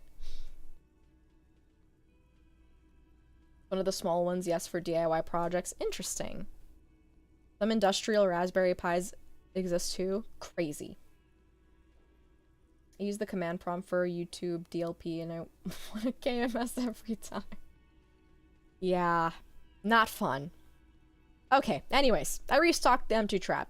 Where's Morel? Thank you for doing that, dear. Her smile is weary. Earlier, the bullions has left her. Oh. Morel still isn't feeling well. I convinced him to stay at Gary's to get some rest. Well, that's good. I'm afraid the cold has really gotten to him. Yeah, you know, I hate being sick. Only the hardcore players left, huh? Yes. Field work is a young person's game, as they say. Who's gonna check the traps? Morel will eventually, or we'll talk Gary into going back out, perhaps. The lieutenant stares at his shoe, caked in mud. He doesn't say anything. He's like, please don't say that we're gonna check the traps. Please don't say we're gonna check the traps. Don't fucking tell her that. Please, Harry. Something tells me it's up to me again. He's gonna kill us. We'll take care of it. Something tells me it's up to me again. No, you don't have to do that. Enough of this fool's errand. Morel will do it. Or Gary. You have work to do. I've wasted enough of everyone's time. Once more into the breach, then. That really is too much, sweetie. thank you for your dedication, but I can see you're coming down with a cough yourself. How did you know? Very strange. Why is she not letting you do this? It's like she's given up. What's wrong? You seem different. Different? How? The half moons of her glasses reflect you as she looks up at you. You've given up on the phasmid. No, you're not telling me the whole story. I'm not. It's not that. What is it? It's a strange feeling. I haven't really told this to anyone, but you are a police officer. Oh? And when a police officer asks, you must answer. Do you ever wonder if some lovely story from your childhood is just that? A story? Or a dream? You know, I hate to break it to you, but yes. Seeing the Insulindian phasmid was just a story I used to tell people.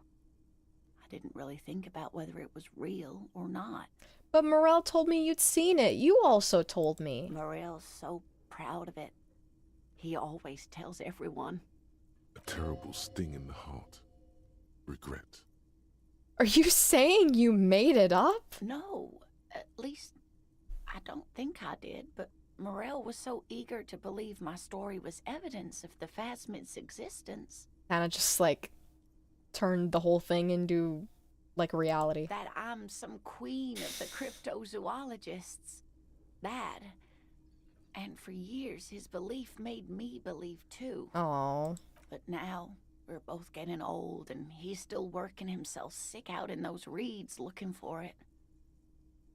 But what if I was just wrong? I think I was. Yeah, it's kind of unfortunate that, like, I think at the time Morale was falling despondent on his whole, like, searching for the Insulindian phasmid. And then her telling the story, like, revitalized his passion to search.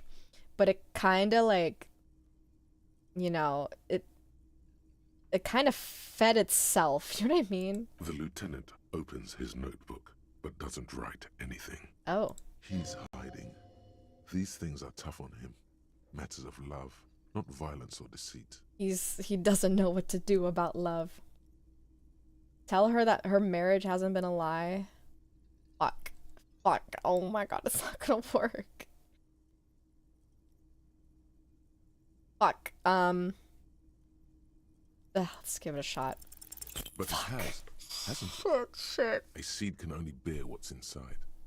The seed of love is black and oily. It has a taste you're quite familiar with. No, don't tell her that. Don't tell her. Why would you do that? You're gonna make her sad. Love is a lie. Might be right, Detective. Fucking hell. I was a paraplegic before we met. He didn't know before I came in on our first date.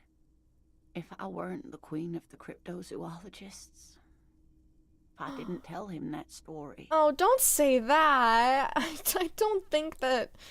At least I would hope that it wouldn't have made a difference.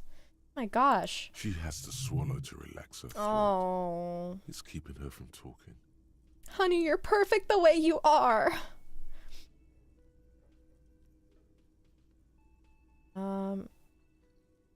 He'd still be into you. That's not how these things work. Maybe. But then why do I not dare tell him? Oh. I've wasted enough of your time with this drama. I really must stop talking about it lest I start crying and waste more of your time. I mean, it's hard to, like live in expectation. You know what I mean? Ugh. What you have to know is the Insulindian phasmid probably does not exist. Damn it. Let us fools chase our ghosts. There are a million better things to do with your life. Oh. Are there? Some of the other things are pretty bad.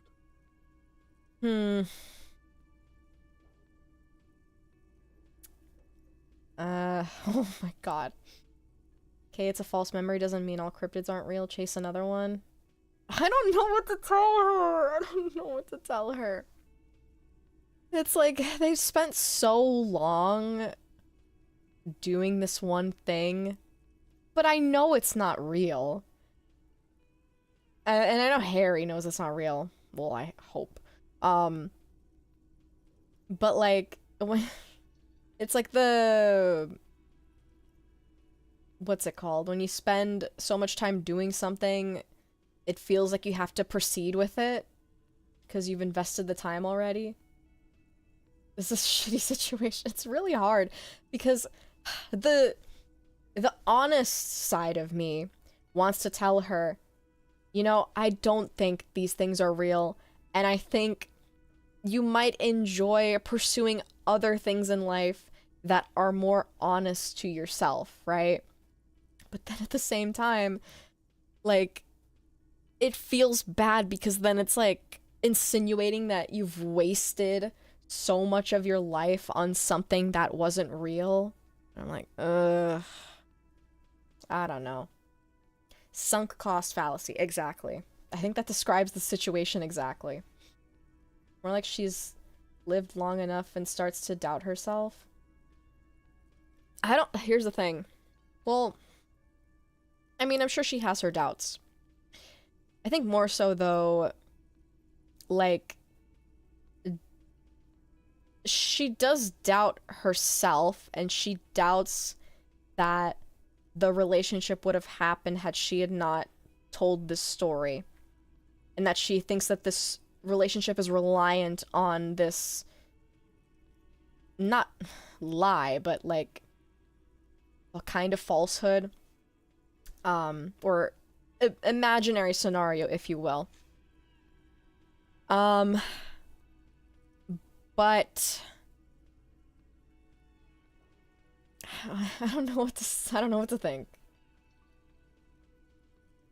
Does she ask you about the story or a dream question?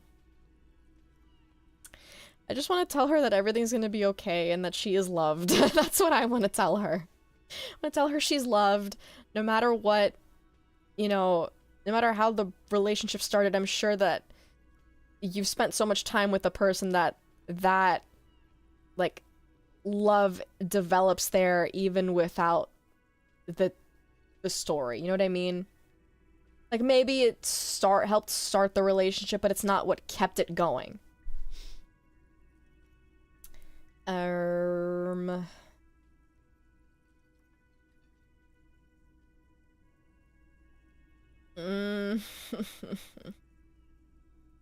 Fuck, I don't know. I want to be honest so bad. I don't like not living authentically, but you know what? I don't know if that's necessarily my call to make. If it was me and it was my life, I would want to live it authentically. I can't say the same for someone else's life because I haven't lived it. I don't know. I can't make that decision for you. Why is it making me make the decision for her?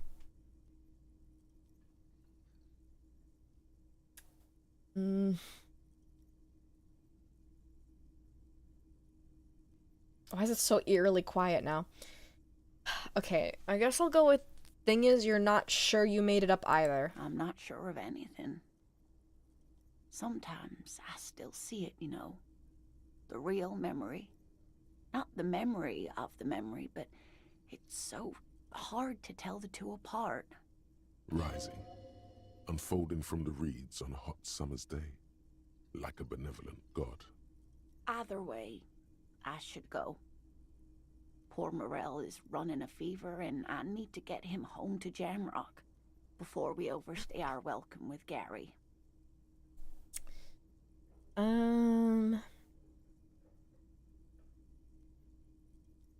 You sure you don't need any help getting to Gary's? Oh no, thank you, but I can get there on my own. This old thing is gas-powered. Oh my god.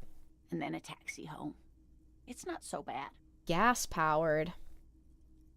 Amazing.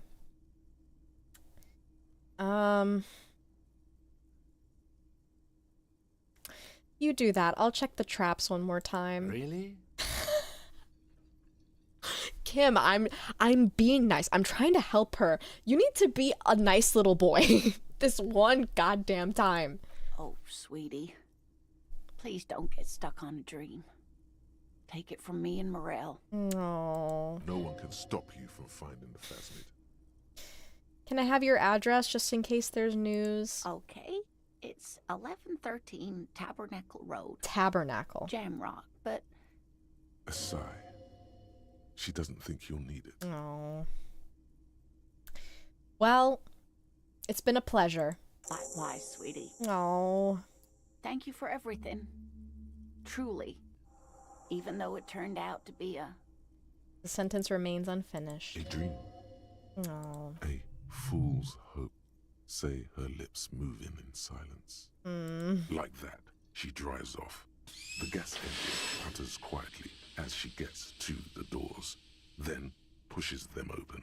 Outside, the cold coastal wind blows. Man. We should go too. Oh. Somewhere out there, a kilometer to the southeast, a gust of wind shakes the felled building, rattling dusty windows, beckoning with strange coldness. To ask the wind once more. Kim is so tired of that coast. You know what? I don't blame him. It's not my favorite place.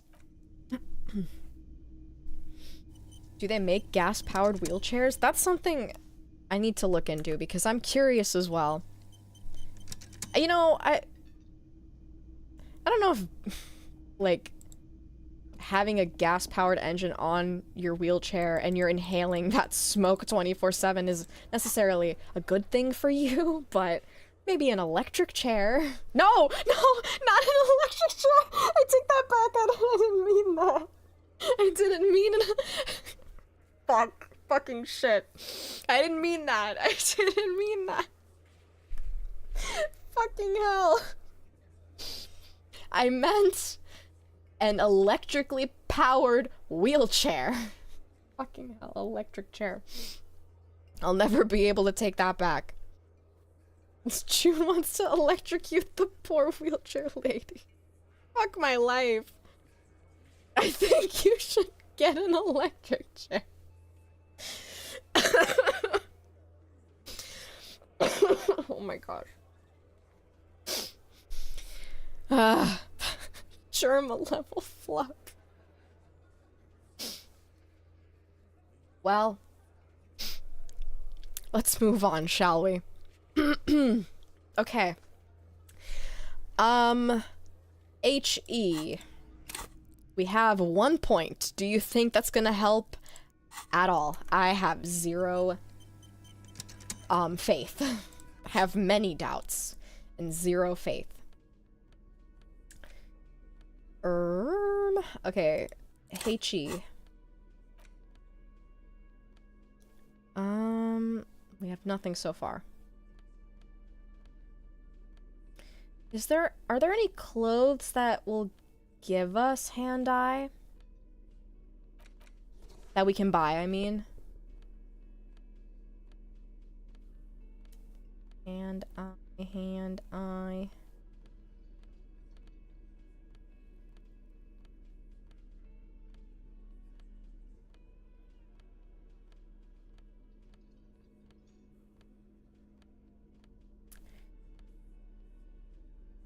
Any clothes that will give us a handy? Oh my god.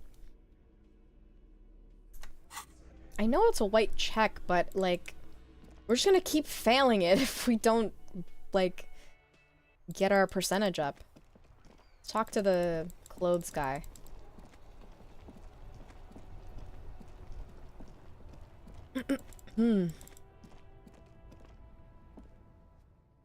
Hello, sir. Or I guess we could just look at the cartons. Everything's still cool here, officer. How are we gonna have him give us money? Pinball makers, coat, Fane, arrow, shirt, and fallen. Sorry, not Fane. Fallen, arrow or shirt, fallen, ultra series sneakers give hand-eye. Do you have any of those? Well, I think he has some fallen stuff, if I'm not mistaken. Pinball maker's coat? I'm wearing that. The sneakers, I think he has. That's the one thing we don't have. Fallen arrower shirt. The shirt. I have the jacket, but not the shirt. So we need the shirt too. You keep coming back. That's good, officer. Keep browsing those clothes. Keep saving that economy. Is it 10 a.m. or 10 p.m.? I have no idea. You find your No, hands I think deep in it's tattered 24-hour and faded time. garments made from weird polyester blends. The box smells like Economical, but Cat also piss, lovely. trendy. Okay, nothing. the speakers below are banged up. Okay, and we need worthless. this. It's The $50. sneakers triumph Fuck. over them. They're the star of the show here. Fuck. Hold on. Everything's still cool here. Okay. Give me 1 second. Give me 1 second.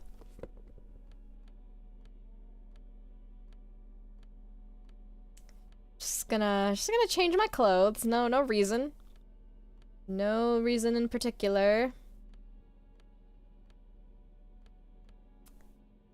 La la la la la.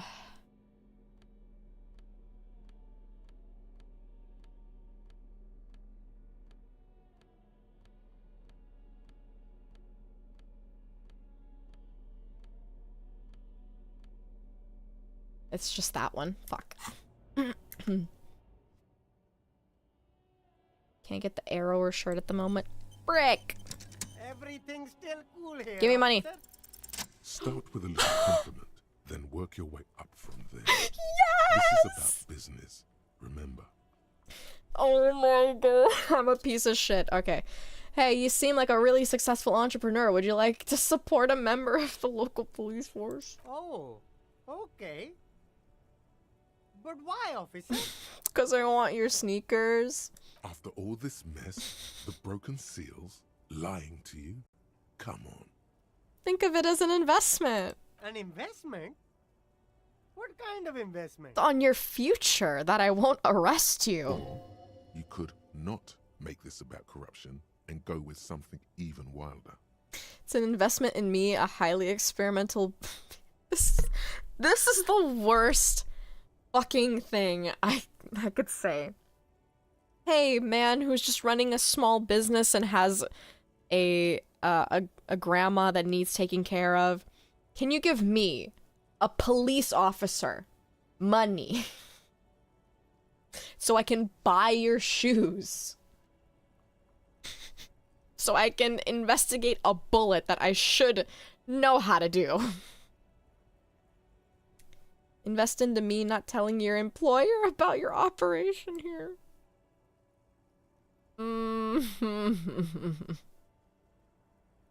Gotta prime the pump, man? What? My risk-reward ratio is insane. Oh my god.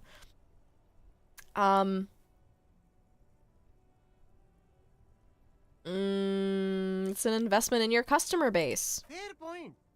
You can't have a successful business without a loyal customer base. How much is your loyalty worth? 1 million. Well, no, I need just 10 for the shoes. 10 real is a bargain for that kind of investment. You got it, my man. Oh my. Amazing. Now I can buy your shoes. Here's the thing, I'm immediately giving him the money back. So it's not that bad, actually. Keep coming back. Morally speaking. The speakers below are banged up and worthless. The sneakers triumph over them. They're the star of the show here. Okay, I'm gonna buy the sneakers. Super cool. Now the premium lifestyle is yours, officer. Thank you. The sneakers seem to vibrate in your hands with an almost mystical energy. Okay, now let me buy the speakers. The junk is yours, officer. Happy listening. Try not to hurt your ears with that Samaran garbage. Oh. Do you think we could have used the speakers for the nightclub? That might have been what they were supposed to be used for. Oh well.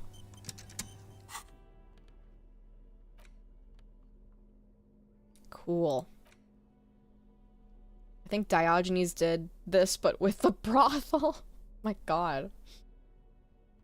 Aren't we just Diogenes? I mean, look at him. Okay. Well, I have the shoes. They're very cool shoes. Hand-eye coordination. Great, so that's +2. I think that's our max, if I'm not mistaken.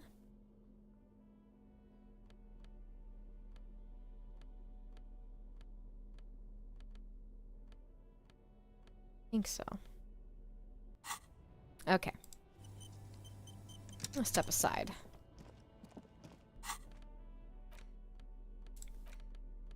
Bullet time. The bullet is still safely Fuck, sealed it's away so in a plastic low. bag bearing the RCM stamp. It's so low. Alright, well. Okay. I guess my luck is beginning to turn. Your bullet looks to be an old 4.46 millimeter from the surplus left over from the turn of the century. Probably an antique or a retrofitted antique. The make? The 4.46 caliber was widely used with the Belmargrave rifle, a Revacholian manufacturer. The BM dominated the battlefields of the Insulindian theater of the anti-centennial revolution 50 years ago. Is anyone still making these rifles? No, but Zeliger, a major firearm manufacturer, ended up with a surplus after the war. So there are still a lot of these old military rifles floating around, usually broken. The quality was appalling. Interesting. So it's an old-ass rifle. Who uses the Bell-McGraw rifles these days? Antiques enthusiasts, guerrilla fighters in distant countries, a few lucky jamrock bangers. You're looking for a well-preserved antique, most likely. And Kuno, apparently. He might like it. What are you thinking? Bullet? I think I know where this came from. Dangle the bag thoughtfully. Okay. And? The shot probably came from a Bell McGraw rifle. An antique. That makes sense. There can't be many breech-loading rifles floating around in Martinez, or anywhere in Ravachol, really. Why not? Sure, there's some arms trafficking, but the laws prohibiting the use of breech loaders we inherited from the monarchy have been effective, from what I've seen. Some new RCM recruits get impatient with their muzzle loaders once they've trained with military-grade weapons, but they realize it's worth it in the end. Worth what? Getting shot? Imagine if everyone, cops, citizens, had access to firearms that could shoot multiple rounds without pausing to reload. After the first shot, the second, third, and so on come much easier. Yeah, imagine. Imagine a place where you can somehow get your hands on an automatic rifle and use it on a crowd of people. Can't possibly think of any example. But back to the investigation. I wonder what this commentary's on. Oh, okay. Antique enthusiasts. Could the victim have come from a mixed up with some foreign guerrilla fighters? Well-armed jamrock bangers started crossing over the Martinez.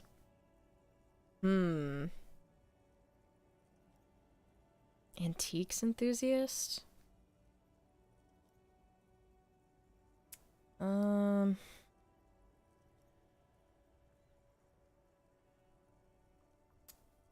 Well-armed jamrock bangers started across. I don't know.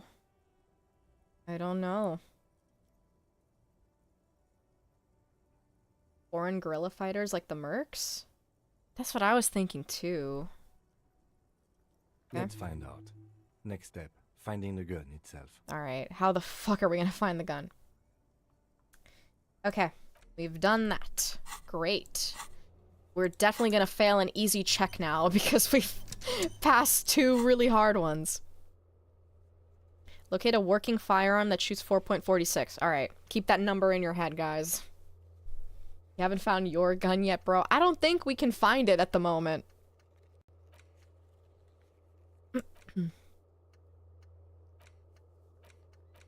Like, it's not even, like, a part of my tasks anymore.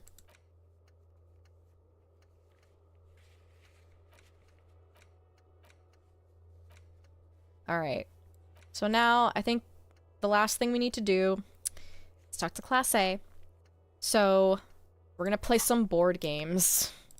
Should we go home to our place and do it? I think that would be a comfier place. Is he gonna come inside?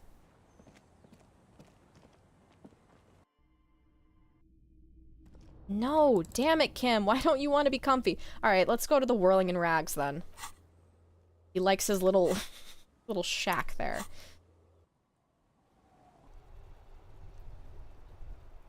Can we, like, sit down and do it?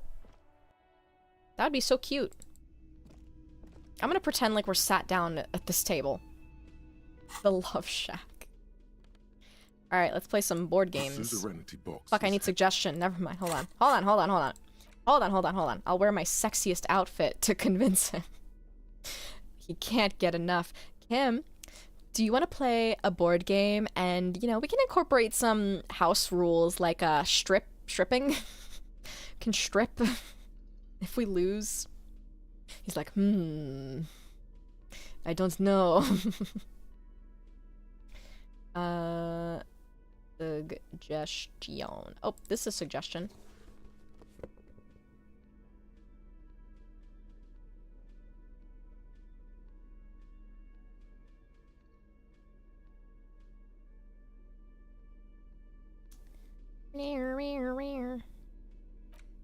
Oh, wait. Which one is more?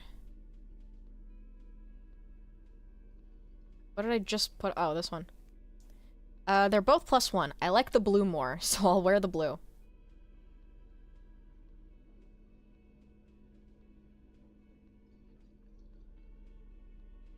Suggestion.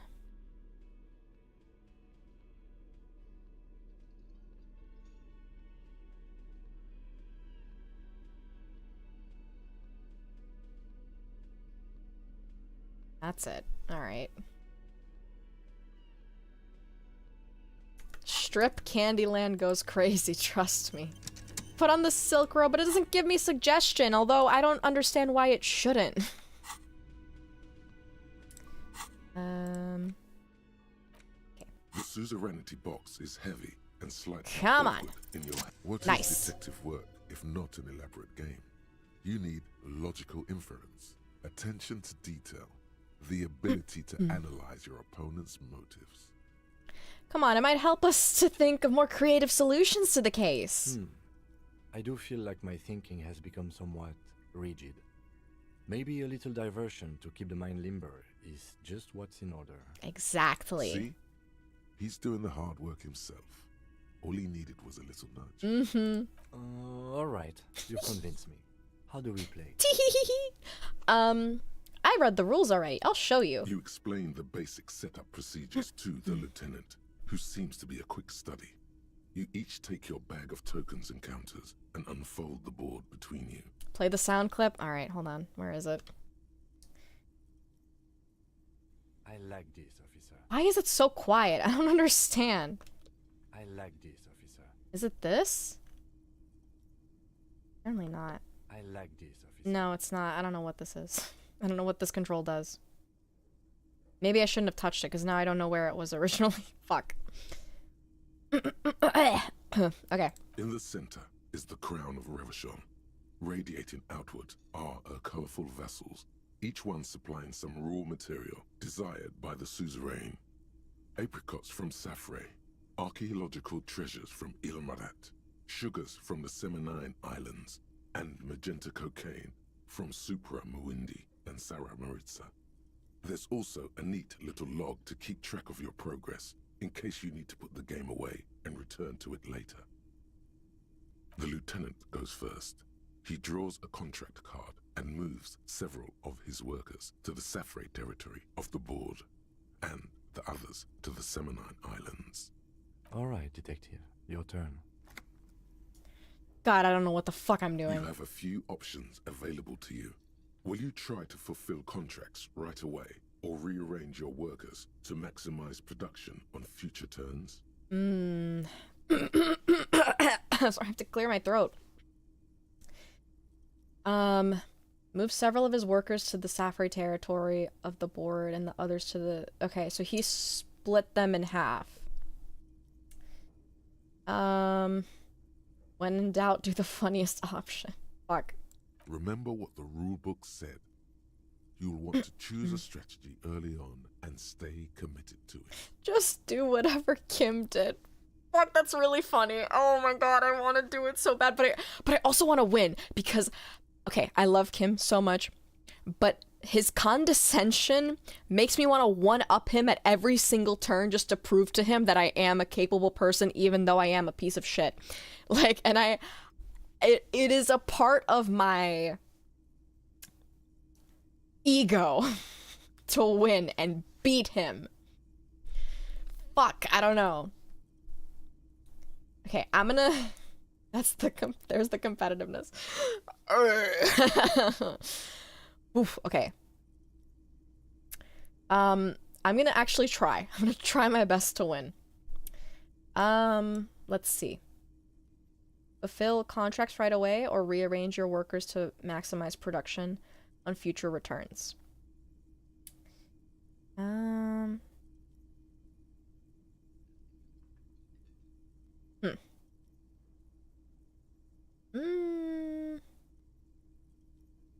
Condescension. That's good. That's a good one. Man, I don't... Why is this so difficult to choose? Okay, I think I'll try to... I'm gonna let them rest for a while. What? It's the very beginning of the game. Your workers haven't even done any work yet. I thought the point was to maximize production on future turns. Let them rest. There's no concept of rest in suzerainty. Workers have to work. You produce a handful of archaeological treasures and a smattering of other resources. Alright, whatever. Meanwhile, the lieutenant spends 2 of his sugar and 1 of his apricot tokens to complete his contract card.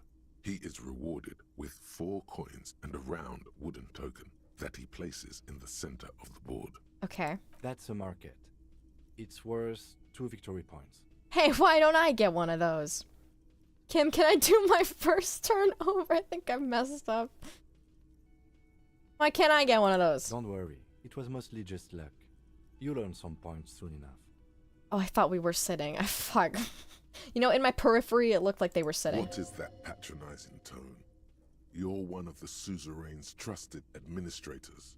You may need to put the lieutenant in his place.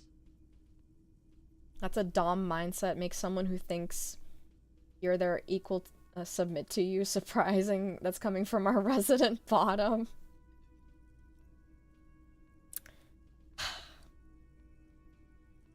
Whatever.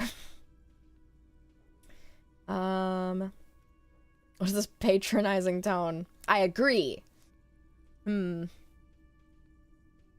gonna glower silently.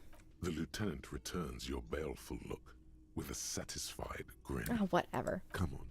Is that your game face? You're practically broadcasting your position to the lieutenant with that expression. I'm trying to play the game. I don't need people, like, making fun of me. Glancing over the board, you see several possible strategies. Pressing more workers into service would increase your economic output and help you to survive a possible conflict with the lieutenant. Or you could ignore your labor supply and focus on fulfilling contracts for points and resources. More workers into service would increase your economic output and help you survive a possible conflict with the lieutenant. What do you do? Man, I'm a little confused. Is it like always gonna be 1 versus 2? I don't know. You don't need people making fun of you while you play the game. Kim, what should I do? He's gonna lead me astray. He's gonna fucking lie to me. I know him. He's a little schemer. Well, you didn't do a contract before, so maybe do one now? No, but it said, like, continue with one strategy. Like, focus on one strategy. If I didn't do a contract before, why should I do one now? I don't know. Okay, press more workers into service. Using your powers of persuasion, you convince more workers to join your cause. After several turns, your worker tokens greatly outnumber the lieutenants. A vast army of expendable labor is at your command. What was your strategy before? My strategy before was to hold off on contracts so I can build up my labor so that like when I do fulfill a contract, the rewards are greater. That was my strategy. Gaze on your workers like a harsh but proud deity. Take pity on their miserable lives. I'll do number 1. Too bad investing in your workers just isn't worth many points. What do you mean? Take a look at the scoring tables in the back. Lieutenant turns to one of those appendices? What? Appendices? You skipped over earlier? You see in table 8C that investing in territorial infrastructure multiplies your final victory point total by 1, which is to say not at all. Whereas erecting monuments in Revachol gives you a multiplier of 5. Oh my god. So you're saying the values of the ruling class are completely divorced from the well-being of the people who generate their wealth? Yes, precisely. Wow, we're learning so much today about the economy. Now it's the lieutenant's turn to respond. He moves aggressively onto the Safri territory. Soon, his workers are producing a steady supply of extremely valuable apricots. Quote-unquote apricots. For several turns, you struggle to respond to the lieutenant's burgeoning apricot empire. Eventually, you relocate the majority of your workers to Supremawindi and Saramaritsa, where they begin producing a bumper crop of cocaine tokens. Yes, more You cocaine. draw a new contract card. According to the text, there's an aristocrat willing to trade a large supply of cocaine for a number of coins and access to a rare bonus. Amplified music worth 7 victory points. See? Oh yeah, baby. Cocaine and rock music go together like cocaine and rock music. Yes. You've reached a critical strategic juncture. How do you respond to the lieutenant's aggression? Then I gotta drink water. The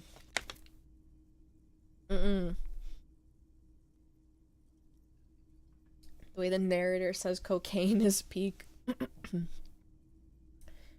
Attack the lieutenant and steal his resources. Oh my gosh. Fuck. I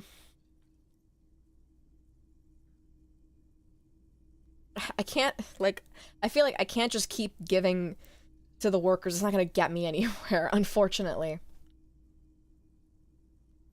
Rock and roll, baby. It takes several turns, but you slowly begin accumulating the cocaine necessary to complete the contract. When you do, it practically rains cardboard coins on your side. Yeah. Feels good, doesn't it? But you know what would feel even better? Solving the murder. Winning the game? Drugs. Fuck. Specifically uppers. You should find some the first chance you get. Why are you bothering me? I'm just playing a fucking board game. While you daydream about speed, the lieutenant has built himself a formidable economic engine of his own. Fucking hell. The end game is upon you.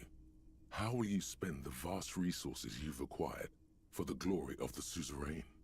Flipping through the manual, you find the most expensive structure in the game, the Revacholian victory column, worth 12 victory points. If you can successfully build it, victory will be all but assured. Okay. Alternatively, you could try launching a trade war to Trade crush the war. lieutenant's economy, or you could blow all that money on a public education system for your worker tokens. Oh my gosh. The choice is yours. Ugh, I hate this. This is making me think too hard. Victory column. Trade war. I kind of want to fuck with Kim a little bit. I don't like seeing him succeed. Public education system for your workers.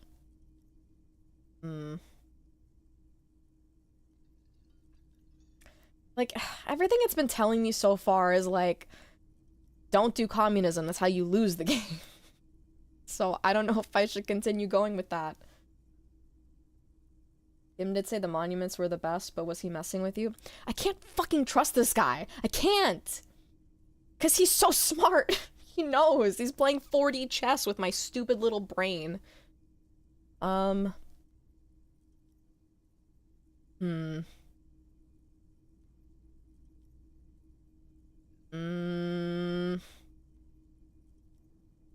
Fuck it, trade war. The lieutenant nods gravely as you erect tariffs against Oh his my god! imports and sugar. This is going to get ugly. He's gonna hate me. With every turn, tariffs are raised until neither you nor the lieutenant are producing any income or generating resources for the suzerain. We're both gonna die. Even in the best of cases, it's impossible to really win a trade war. But this is far from the best case, and the lieutenant's apricot-powered engine crushes yours. Fuck! Soon, your coffers are empty, and the map lies strewn with your worker tokens. Fuck! I hope you learned your lesson. Fucking... I'm gonna have sex with you, but an angry form of sex. Never get involved in trade wars in Insolent. Never fuck with Kim Kitsuragi.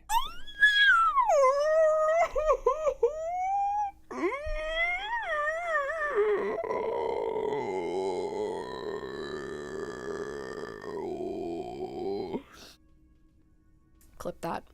Clip it. He said it. Now, let's tally up the scores, shall we? No! Computing the final scores is almost a game unto itself. You each spend an inordinate amount of time making stacks of coins, consulting tables, and struggling with basic addition and multiplication. After double, then triple checking your maths, you have your final score. -5 victory Fuck. points. You'll be lucky if the suzerain doesn't have your whole family executed for such a pitiful performance. I've got 15 points. I'm so happy for you. Don't look too glum, detective. There's always next time. Figuratively, I mean. There's no way we have time to play this game again. That's now, not true. Let's clean up and get back to work. That's not You true. hold the That's open not true. game box before you. Nope, no, I didn't. No, put the photo away. I didn't mean to click on it. Sorry. The suzerainty box. Nope. This is not how this works. I'm glad we got this so we could hear the line, but I'm fucking winning this goddamn game if it kills me. The suzerainty box is heavy and slight. What is detective work if not an elaborate game? You need logical inference, attention to detail, the ability to analyze your opponent's motives. Harry got so mad he had to look at snuff photos. Okay. Come on. Play the game. Alright, you've convinced me. I read the Explain rules. in the center, apricots from. There's also the lieutenant goes first. Alright, detective. Okay. You have a few. Remember what the rule Alright. book said. I'm not gonna You go want to the choose a communist strategy route. early on and stay committed to it. Or, I don't know, maybe I should. I don't know. Should I go the communist route? You know what? No, I don't know. Because in my head, I'm like, well, what if, like, it does actually help you win? Like, there's something in the rule book. That's never gonna happen. This is a fucking capitalist game. Fulfill the contract. You draw a contract card offering a number of coins in exchange for archaeological treasures. I think building the thing at the end would have won it. I think he would have had something up his fucking sleeve. I know it. I know this man inside and out. Literally inside and out. I've been inside of him already. Let me tell you, it's a fucked up place. Alright. You place all your workers on the Ilmarat territory. On your next turn, you produce 6 units of archaeological treasure and fulfill the contract for a handful of coins. Not bad, detective. He's... I hate his stupid fucking face. I love him. But not good enough, the lieutenant seems to be saying. As he completes his own contract card, the lieutenant is rewarded with 4 coins and a round wooden token that he places in the center of the board. That's a market. It's worth 2 victory points. Why don't I get one of Don't those? worry, It was more. What is that patronizing tone? I'm not even sure You're what one of the points suzerain's are. That's part of the trusted problem. Points are nothing. They don't exist. They're just an arbitrary convention that games use to reward or punish players for certain behaviors. Who came up with such a concept? Game designers, I imagine. Am I getting points right now? There are some paranoid types who believe the moral intern keeps detailed score sheets for everyone in the Real Belt. But that's obviously nonsense. Otherwise, no. There are no points, just your actions and the consequences of those actions. Fact. Just like there are no honor points. None whatsoever. That's reassuring. That's just the way it is. And doesn't seem to find much value in dwelling on the subject. Now, I believe it's your turn. Glancing over the board, you see several possible strategies. Pressing more workers into service would increase your economic output and help you to survive a possible conflict with the lieutenant. Or you could ignore your labor supply and focus on fulfilling contracts for points and resources. In loves with when Kim gets cunty. What do you do? Okay, I'm gonna fulfill more contracts, I guess. Who cares about workers or territories when the real action is in Revachol? You spend your turns fulfilling contracts for sweet coins and one-time bonuses.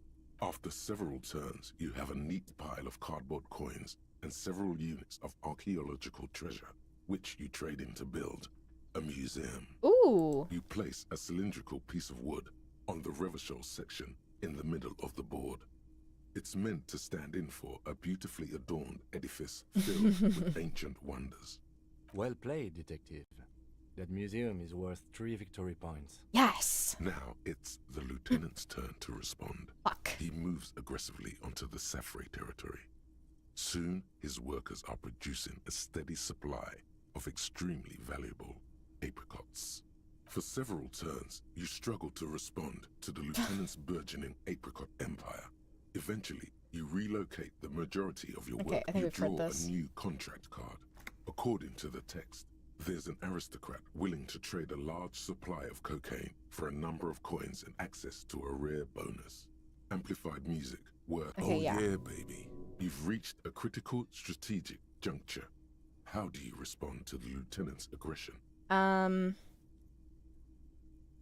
Rock and roll. It takes several turns. Feels good, doesn't it? Solving the But murder? drugs. Yeah, While drugs. you daydream about speed, the lieutenant has built himself a formidable economic engine of his own. The end game is upon you. How? Flipping through the manual, you find. Alternatively, you could try law. The No, choice no is trade war. yours. Okay.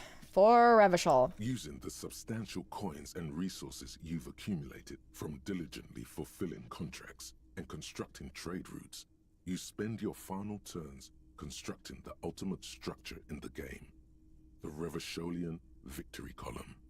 With a triumphant flourish, you remove a rectangular token from one of the satchels and place it next to your museum cylinder in the center of the board. This feels strangely anticlimactic. Behold my vast accomplishments. They're nice tokens, yes.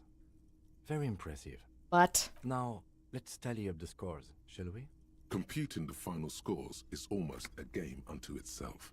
You each spend an inordinate amount of time making stacks of coins, consulting tables, and struggling with basic addition and multiplication. After double, then triple checking your maths, you have your final score. please. 35 victory points. Whoa! The suzerain will be extremely pleased. 35. I've got 26 points. Fuck you, Kim. Don't fuck with Harry Dubois. Looks like you won convincingly. Well played, detective. Mm-hmm. Now, let's clean up and get back to work. You hold the open Wow, that door. didn't feel as good as I thought it would. That felt so anticlimactic. I liked Kim winning a little better. Oh boy. Yeah, if I didn't fucking do the trade war, I would have just won right away. Whatever. Because he's cool, he'd never get salty over a game. I wish he would have just been like, alright.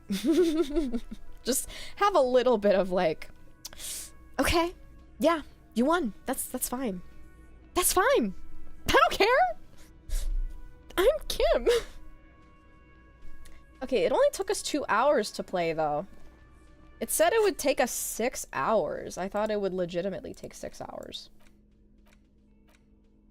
He's not you, sweetie. Great.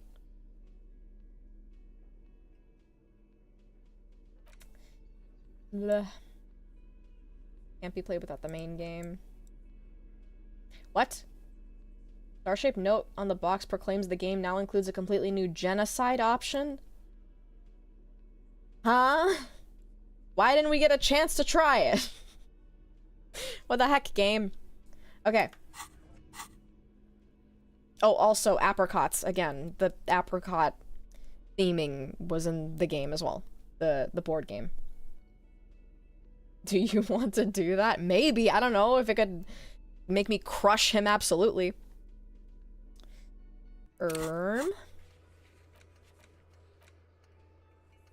Alright, last thing we need to do is talk to Class A.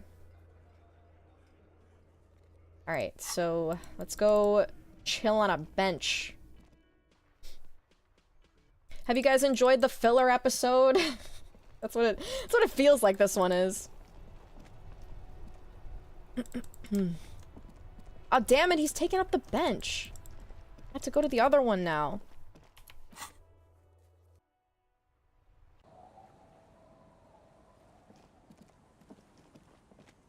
Most episodes are filler episodes. Fuck you. We've done a lot. Surely.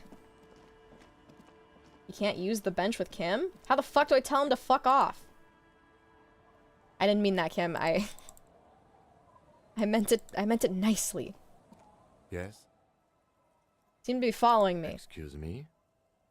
Beat it, you're cramping my style. Fuck you! Frankly, Detective, you're in a deranged state. I can't let you proceed without close supervision. In fact, under normal circumstances, I'd be duty-bound to report you. Take it as a token of good faith between our precincts that I haven't done so. I just need you to go home. Some unaccountable wreck who needs constant supervision. But you don't have to listen to him. You're free to disobey. What if I need some me time? Some you time? This is a police investigation, not a journey of self-discovery. You'll still have your evenings to yourself. But I need to pass the time! I guess I need someone to cramp my style every now and then. Right. It's important not to let one style interfere with their work. You fucking bitch. How do I get you to leave me alone? Why can't I use the bench? The worn and beaten wooden planks of the bench do not look overly comforting. We can sit on benches after we've solved. You can revisit the bench if you ever need to pass the time when Lieutenant Kitsuragi is gone. Well, how does he leave? Kim! Fuck off! The one time I don't want you around me. Can I, like, sleep to pass the time? The bed is comforting, if a bit run down. Still, you've earned a rest. The game doesn't want me to... It doesn't want me to do anything. How do I leave him? Like, do I have to spend money at the Whirling and Fucking leave me alone! He's my stalker. You gotta pass the time. How am I gonna pass the time? Do I just have to, like, spam click dialogue until it passes the time? You have to read books. Oh my god. I don't wanna read. You can't make me.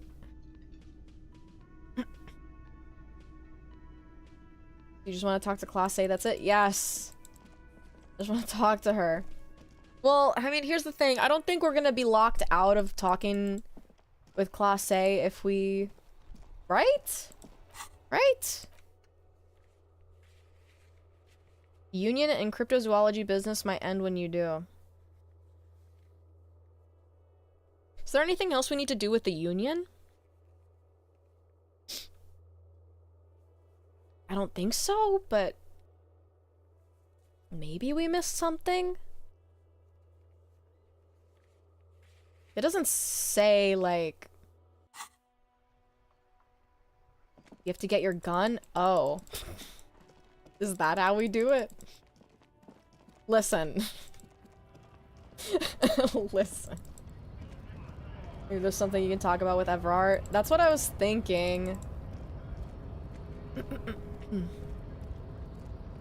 I just hate talking to him. That's why I avoid him.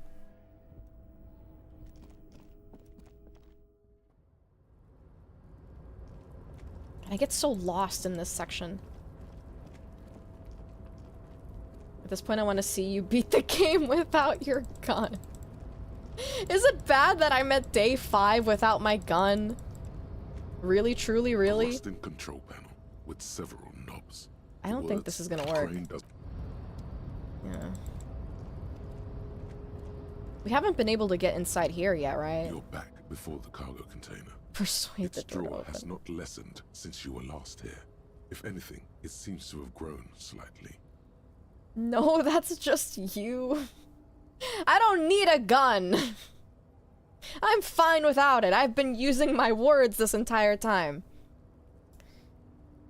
How do I open the fucking door? You're still missing that door?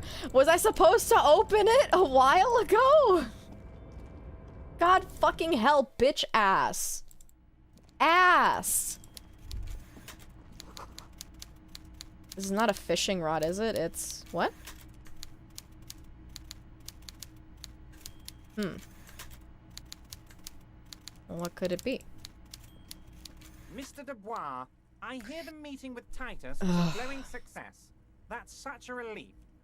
Titus can be a handful sometimes. I fucking hate you. Now, what can Everard Clare do for you today? I have a lot to talk to him about. I did it, Evar. I turned it off. Turned what off? I don't remember. Signatures? What signatures? Fuck, I don't know. What did I agree to? It's been a while. I don't remember. Well, I just finished the investigating the local drug trade. You've got a lot of spirit clearing up the drug problem alongside this murder. I'll talk to the mayor and see if I can get you the key to the city, Harry. Now, let's talk real business. I wanted you to sign some stuff for him and you said no? Oh, like rethink. Okay. Not even a speck of anger in his voice. That's that then. Alright. I may have changed... no. I don't change my mind. You have to get those signatures for them if you want to get your... I don't want to. Fine. You bring joy to my heart, Harry. Such a pleasure to be working with you. Here. You need to get signatures from Isabel Sadie and Lillian Carter. The cul-de-sac is right past the pawn shop and across the canal. I heard there was some trouble with the water lock, but it should be fixed now. Okay. Once you have the signatures, mail this to 13022 La Rocca in La Delta. Then, I'll know you're a solid socialist. I mailed the signatures you asked me to get? Can I just lie? He's not gonna believe me. Can we go over a few details concerning the murder again? Most certainly, Harry. There was Nothing brightens my day like brainstorming these things with you. There was a bullet in the hangman's head. So they shot him. He was shot in the head before he was hanged. How odd. I don't know what to say, Lieutenant. They told me they hanged him. A hanged man is what I saw when I took a look into that yard. What I do know is, the case is in safe hands. If anyone can get to the bottom of this shot and hanged man, it's my two little policemen. Godspeed, policeman. By all means, Harry. I'm gonna lie. No, you didn't. I told you! I know the mailman, Harry. I know everyone and everything that happens in this town, and I know there's no letter in that mailbox yet. Just like I know you'll get it done. Once you stop horsing around, let me know when it's done. You mean the fishing village? Yes, yes, the little cul-de-sac on the coast, where all the men have drowned Oh. in either the sea or the bottle. A gloomy place, Doesn't have that union attitude. You're already pretty deep into this. What's a little more? No one can see you here in Martinez. Change the topic. By all means, Harry. What's on your mind?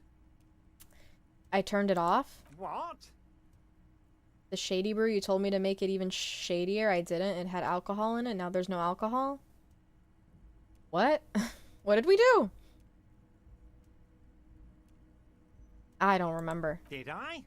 Well done then, Harry. I like not knowing about it, and I'm sure you made the right call. I spend the whole day delegating tasks, and it's a great relief to see people taking initiative. What? I don't even want to know what all of that means. Brew, shady, alcohol, turned off. I'm gonna let the world surprise me. I don't know either. Alright, I met Joyce. Oh, that's very nice. I haven't gotten around to her yet. I'm very, very busy, you see. I hope you're getting along. One thing I want to make very clear, Harry, is that this is not some kind of union versus corporation situation. Everyone is just pals here. Bullshit. We're all trying to do what's best for Martinez. Don't feel like you can't cooperate with her because you and I are such good friends and I helped you get the body down. And I'm helping you find your gun. I'm not a jealous guy. I think you just want to get insider information. Whoa, that's so nice of him. Suspiciously nice.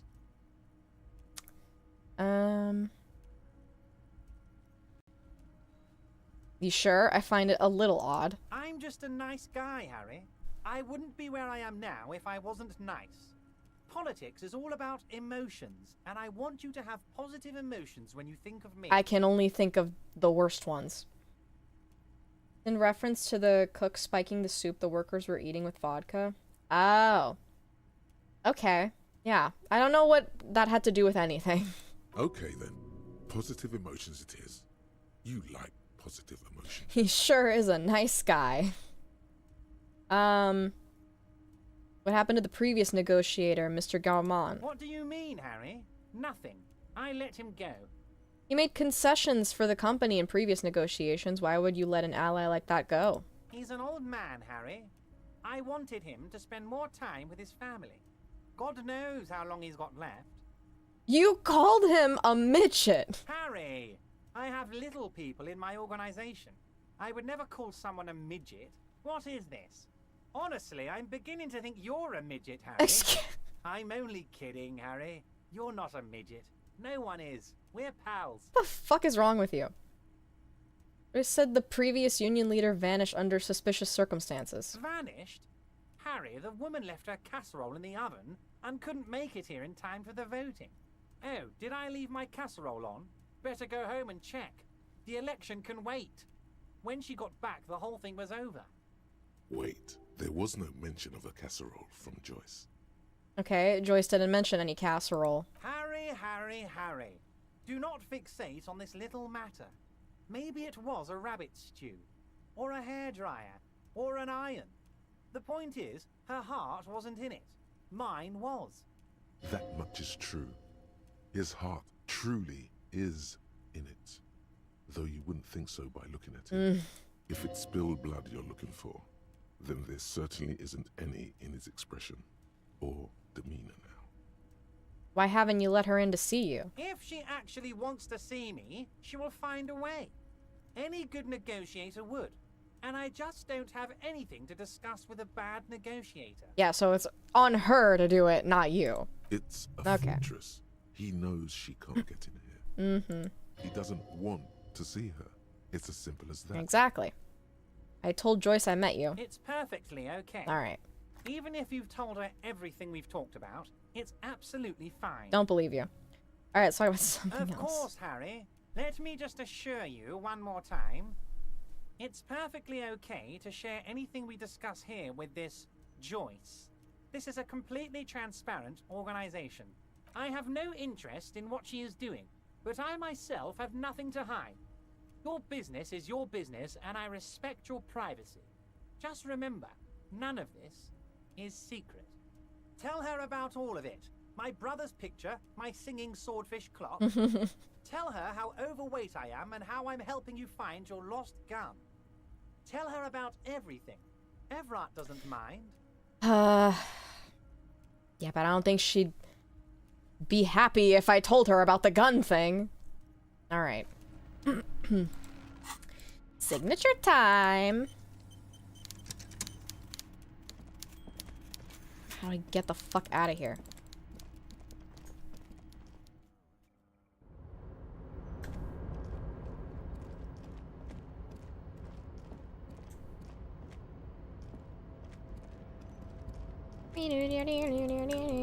Oh, change. Hello.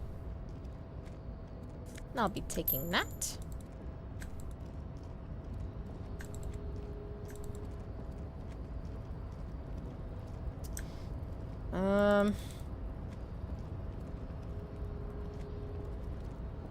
I don't think you should do the signatures. Fuck this guy. I know, I also don't want to do the signatures, but everyone keeps fucking griping at me about, like, you don't have your gun yet. I'm like, well, what do you want me to do?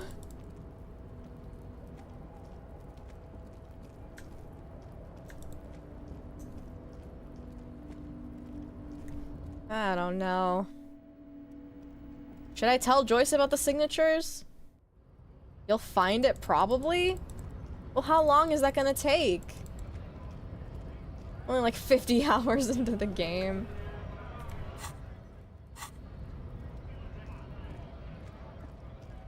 I wonder what Joyce is gonna say if we tell her.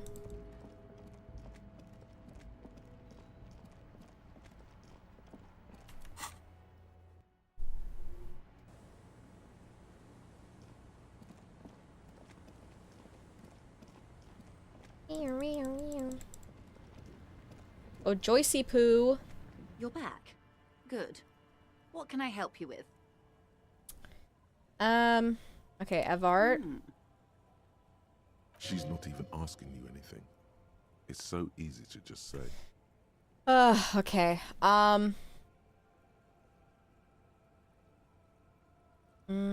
He asked me to deliver an envelope. Sounds like he has you running errands, detective. A well-established dominance ritual. Where did he have you deliver it? Here. Here? Oh no. What does that bloated hellbat want with my little cinder block town? It's clear the village has already grown dear to her. Strangely so. Why did she come here? No, don't tell me. I don't want to know what he has in store for this place. Probably a statue. It's a statue, right? What an eyesore. Giant statue of him. Or better yet, his twin brother.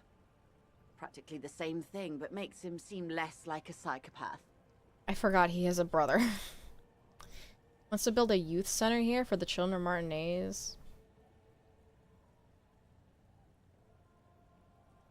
Yeah, I guess. A youth center with Edgar Clare's statue on top of it. Yeah. Go ahead.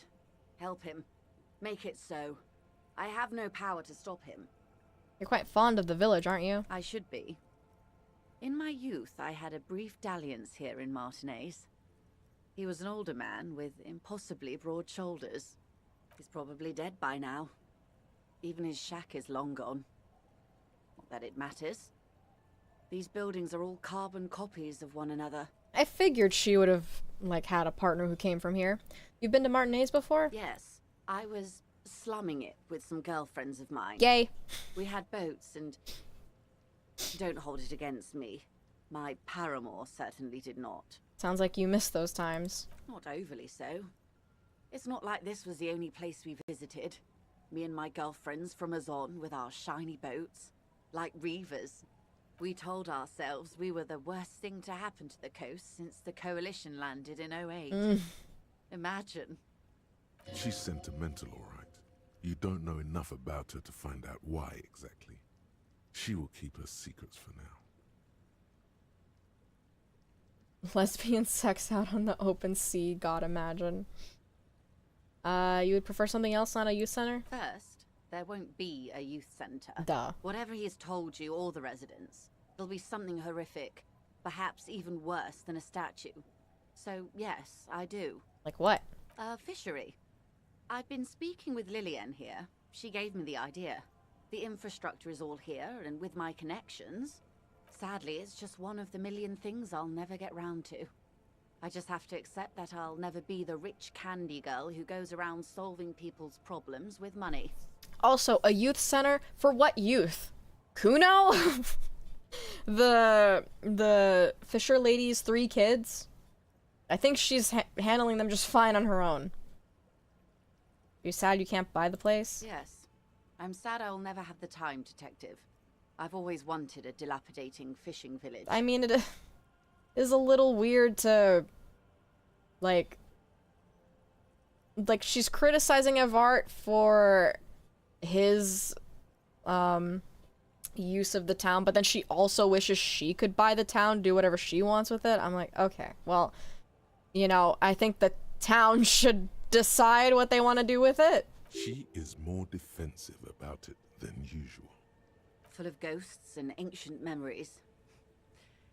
Has this errand yielded you any information? Like, why should you have ownership of it just because you have had history with it?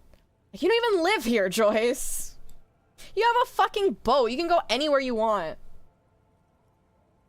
Kuno needs it. He does. That he does. Hey, Evart is helping me find my gun. Oh. That's so helpful of him. Yeah, it's weird. The lieutenant looks at you, and you can swear his jaw muscle is trembling. I'm sorry. He's able to contain the anger and surprise. Unconventional police officers sometimes lose their guns. They then go around and tell people about this to gauge their reactions. It's all part of detecting. Oh my god, Kim. Incredible. Simply incredible. And how is it going? Has this detecting produced a gun?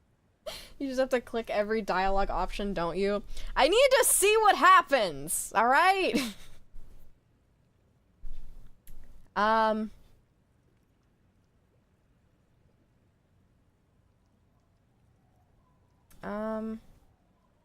How's it going? Has this detecting produced a gun? No. Well, maybe he's not as helpful as you thought then.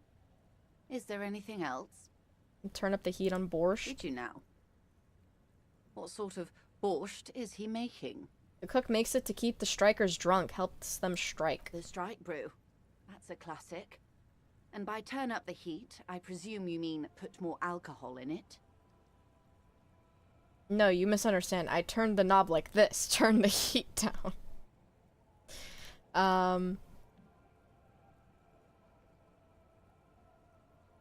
I turned the heat down. Beyond curious. I will choose to interpret that as you turning the alcohol in the strike brew down. For the sake of our professional relationship. Yeah, see? And because I don't like the idea of them any more drunk than they already are.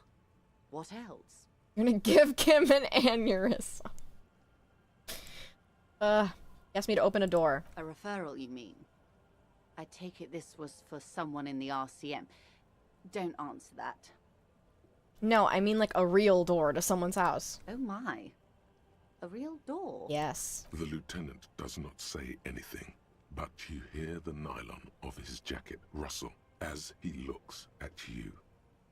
You know, if it's so bad, I will just reload the save. Like, I will just not tell her this stuff. It was useful to the case. That's good to hear, Detective. Police work is rarely pretty, but it sounds like you did what you had to do. Frankly, what was done was not pretty at all, but neither was it illegal. And it was not for nothing. He turns to you. This seems serious. He's gonna be I advise mad. you to be very selective with what information you choose to share. I'll reload the save, alright? I was just curious. Alright, whatever. Detective. Of course. He's made me angry now. Now I'm fucking pissed at you, Kim. How fucking dare you? It's not like he explicitly told me not to tell her bullshit.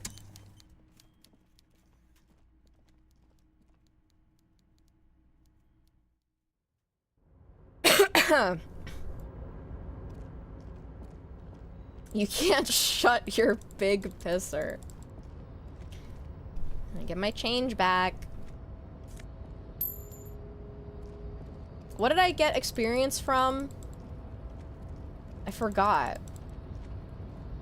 I would want to do that dialogue option again, as long as it doesn't piss Kim off.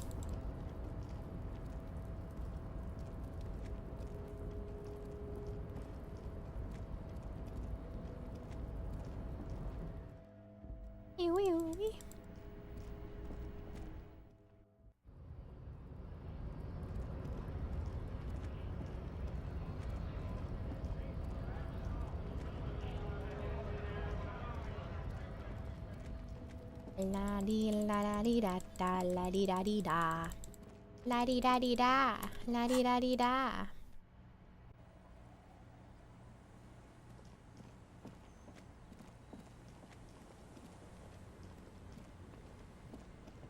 All right, I'm back again. Forget everything you just heard. Good.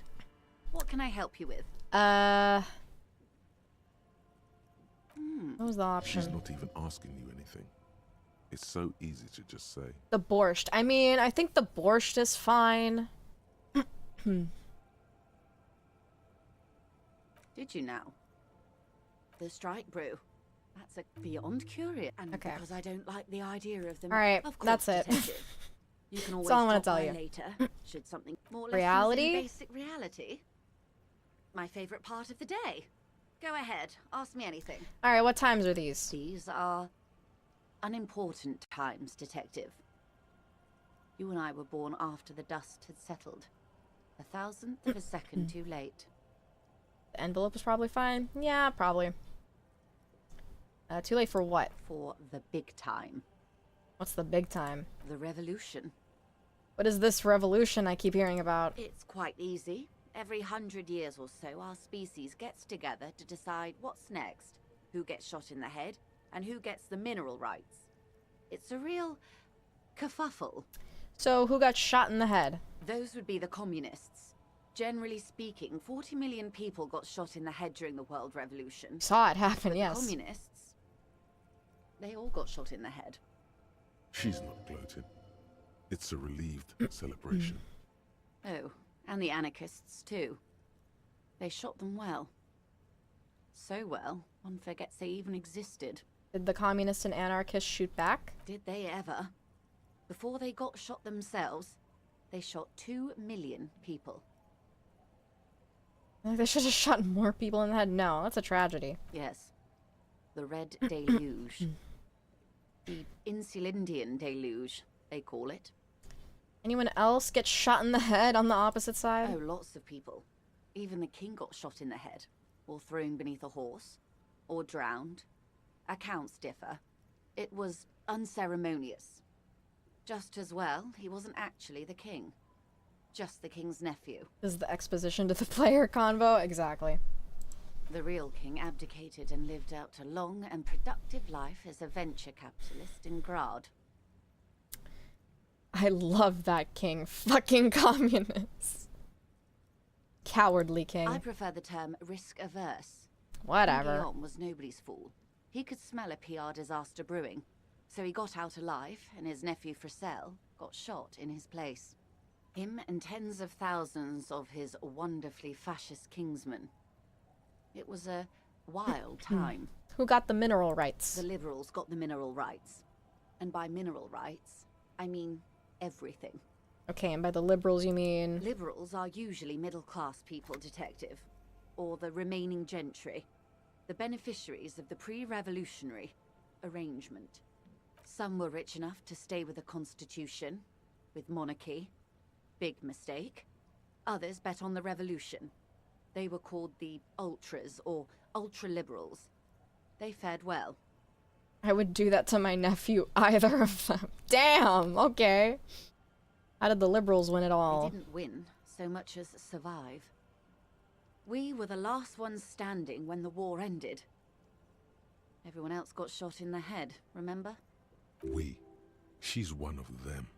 Of course. Of course she is. What gave that away? The giant fuck you boat?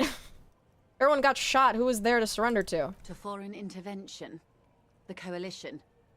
Those people really took the mineral rights. You just said the liberals already took everything. The liberals took everything that wasn't nailed to the ground. The coalition took the ground. The ocean, the laws, and the people. Who are the coalition? The Coalition of Nations. Grad, Mesk, Vesper, Messina, Oranje, and Sur-la-Clay, the arms center of the world. They landed here and ended the revolution. It was the moralist thing to do. There is bitterness in her voice, tempered with understanding. She is critical, but ultimately understands the cause. Moralist? The moralists believe in keeping everything exactly the way it is. They believe in mineral rights, and not shooting people in the head. At least not in the same manner and volume as the others do. They are the long-standing provisional rulers of Revachol now, the coalition government. The rulers of Revachol, and also the world. These guys are strong. This is their zone of control. They embolden the RCM with crumbs of the same law they took. Technically speaking, you are a moralist. Not just technically, practically as well. I like what I've heard of these people. Always picking the option that doesn't commit to anything, then hell yes I am, and also not. I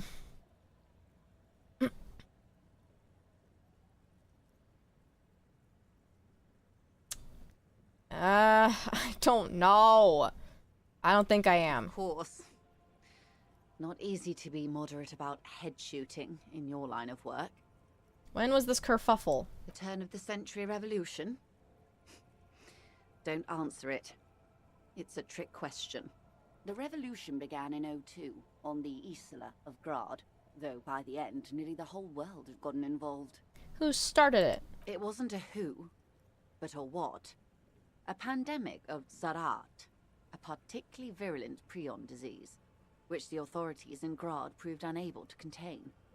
Then Mazov came along and overthrew the government. Check your DMs for a special gift. Oh, what is this? Here we go. Never fuck with Kim Kitsuragi. Yes, boy! That's my boy. That's my girl! That's my girl! I need an edit with Kim with that song.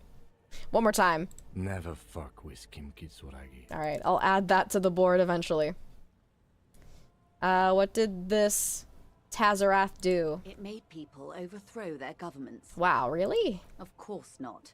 It was a highly infectious microorganism that destroyed brain tissue. The actual causes of the revolution were material. The pandemic only provided the spark. Where did it spread from there? From Revachol and Grad? Not far. The world managed to cauterize itself. Mazov's government was overthrown in '08, and the coalition crushed the Revachol commune 2 years later. It was the end. And what came next? Why? You and I, officer. Our lives in the zone of control. Something tells you her life and yours are not that similar. Yeah, again, what gave that away? Our lives are not the same. No doubt. But we share the same time and position on the planet's crust. That counts for more than you think. What's the zone of control? A city-state divided into free market zones under the everlasting interregnum of the Coalition of Nations. And you, of course, the citizens' militia. The clatter of typewriter keys fills the main hall of the reappropriated silk mill. Precinct 41. Chad Tilbrook presses enter. Outside, Officer Elfboy Williams slams the door of an armored motor carriage. The zone of control is the third incarnation of Revachol, after the failure of the suzerain and the commune. And what happened in the rest of the world? Modernity. They developed the marvels of the inter-eastlery communication. Telematic milieus, radiation, colored plastics. Meanwhile, in Revachol West, the aftermath continues for the 5th decade. It's been like this for how long exactly? 43 years. Hard to fathom, I know. What have we been doing all that time? The 20s saw a decade of urban war, west of the river leveled, offshore platforms in flames.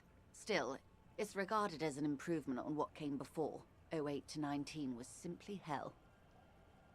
And after that? The 30s? Things settled down in the 30s. Revachol East transformed itself into the world's largest tax haven, with the international community's blessing. For the first time in a long time, it seemed like things were going somewhere. Were they? No. It was a market mirage fueled by cocaine and quantitative easing. The 40s dispelled it like a cold splash, an Isla-wide hangover, you might say. And here we are. She curtsies. Welcome to reality, baby. Nice. More skill points. From the looks of it, the 50s haven't been much better for the zone of control. You can see it in her eyes. Days slipping away. You don't seem to be thrilled. I've no right to be dissatisfied. This shirt is Barbara Muscova, this raincoat is impervious to rain and is guaranteed for 100 years. My daughters will wear it. Except the Eternite roofs and cinder blocks soaking in the sea air. We could have had so much more. Every one of us. If only we played it right. And what would you have done differently? Good question. What would you have done differently? I have no fucking clue. No, her first. I asked you. Who are you in all this? And I asked you. Oh my god. Less detective of the citizens' militia. What insight has acute encephalopathy given to you? I would have killed more. No. Would have made off with the mineral rights. No. Okay. Medical solution, I guess? A cold creeps up your spine, reaching its tendrils up your neck, toward the back of your head. Okay. So a quarter of humanity simply lost their minds. And how would you stop a prion, a complex folding protein, unlife, with a technology 50 years ago? I don't know. Just fucking inject rat poison in their system. That'll cure it.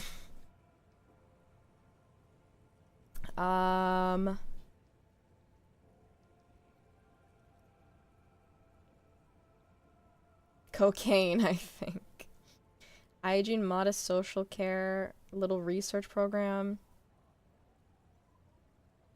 The rabid prion-infested dogs want to kill everyone with artillery fire. No, we're not killing people. Privatize healthcare and a work ethic that does not turn your brain into sponge tissue.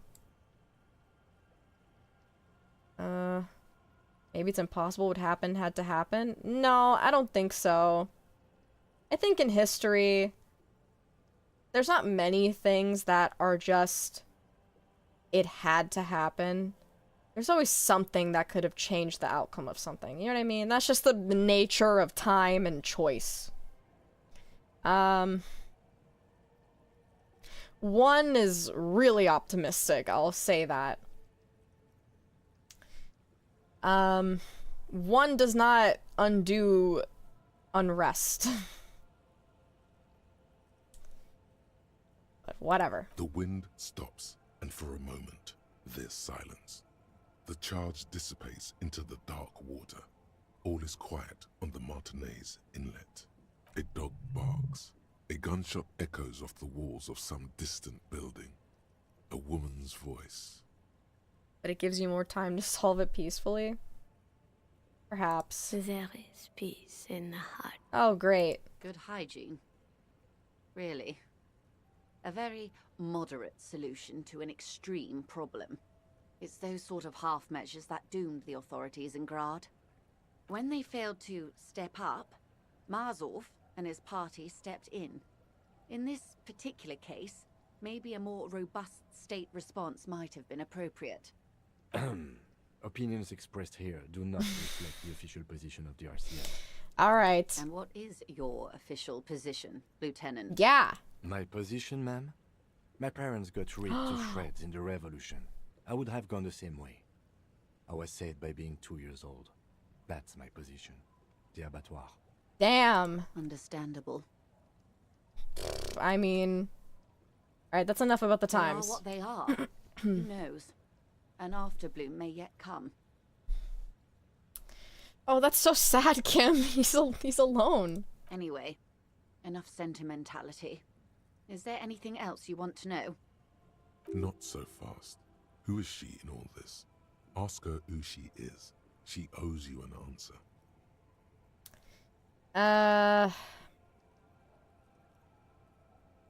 He's got Harry now and all the voices in his head. Amazing company, I guess. I want to know what you are. She won't maneuver her way out of this one. What are you? I am the vilest of the vile. You know what? Probably true. A traitor. A devourer of nations and infants. I am an ultra. She raises the corner of her mouth, smirking, revealing a canine. Dios mio, a liberal. That's not funny. It's not funny. Cool, I liberate pretty hard myself. Yes. I am the nether creature of the Forbidden Swamp.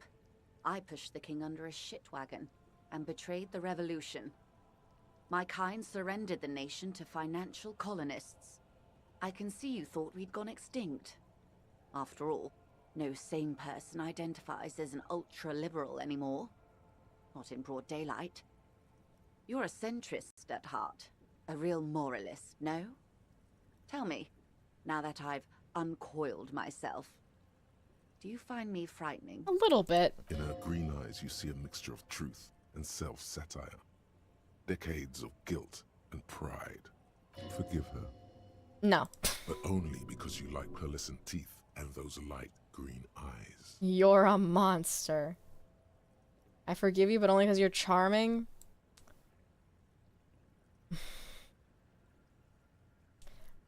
I don't forgive her. I don't forgive you. That's a pity. I hope we can remain collegial despite it. I kind of have to. Remember, we were partners, whether you like to admit it or not. There's blood on many hands, I assure you. I'll forgive her if she calls me a good boy, and that's why you would answer number 3. When the dust settled, the liberals were the only ones left to clean up the mess. By virtue of their survival, they were handed enormous power to shape the future. This was all our last generation managed. Would you have done something differently? With due respect to our overlords, the eternal caretaker government that keeps Martinez a monument to the efficacy of its artillery. An appropriate warning to those who'd cross the line and pull the city into madness once more. While a gentle wind sweeps the streets in the rebuilt east, light drizzle washing it clean, lights go up and motor carriages circulate the tracks.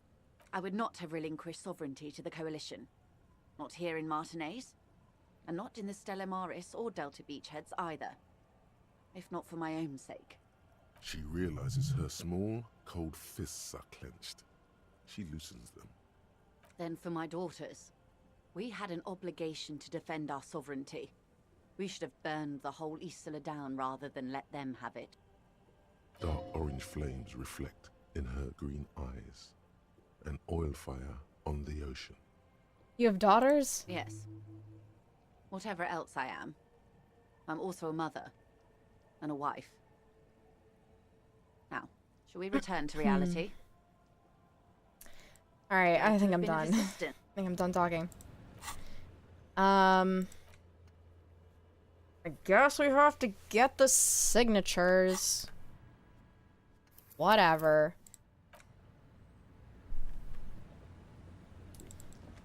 If only for the completionist's sake.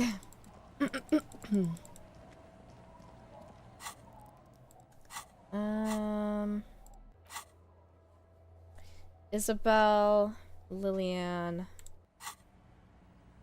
Who are you? What's your name? I forgot. Forgot your name. Aye, the sea's gonna Lillian. calm down soon. I can feel it. The wind is turning southeast. What's on your mind, officer? I was asked to get your signature. Just sign it. Don't read it. Were you? This says by signing, I agree to living with construction noise. What exactly is the Union building? Evart's planning to turn some of the village into a youth center. What a nice idea. Wouldn't have thought that... Thought what exactly? that Evrart and the Union have nice plans for anything. I thought they only cared about themselves. Well, I guess Union members have children too. Well, okay. If I get these signatures, are they gonna actually start construction? And, like, it's gonna be a part of the narrative? Because if that's the case, then I don't... That sounds mean, because, like, oh, I only care if it's gonna affect my gameplay and not, like, in the narrative of the game. Because now I don't want to do it.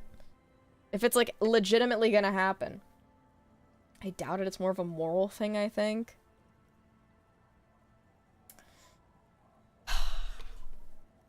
If I deny this stupid little man his paper, his signatures, and I don't get my gun until, like, somehow later, I don't want to hear shit from anybody. I don't hear a fucking single thing about, where's your gun, June? June, where's your gun? June, you know what would have been really helpful in this scenario? If you had your gun on you. You know what? When I do find my gun, guess who's the first fucking person I'm gonna use it on? That's right. Don't sign the papers. Why, if you say so. Probably better that way. I mean, who likes construction noise? Alright, goodbye. How else am I gonna waste my time now, though? I'm scared, chat. Okay, I mean, one way we can waste time is by talking to Joyce more. It's really the only other thing we can do at the moment.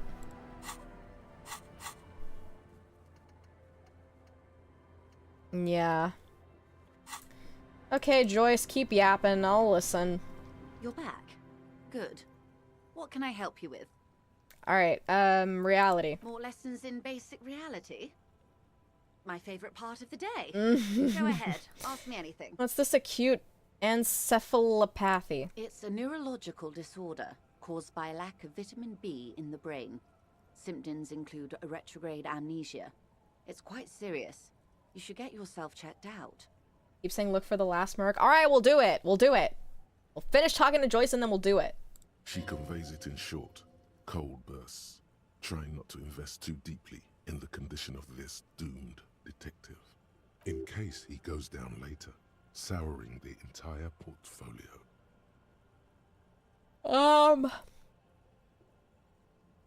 What causes encephalopathy? Well, it's either bariatric surgery or long-term alcohol use. Fuck.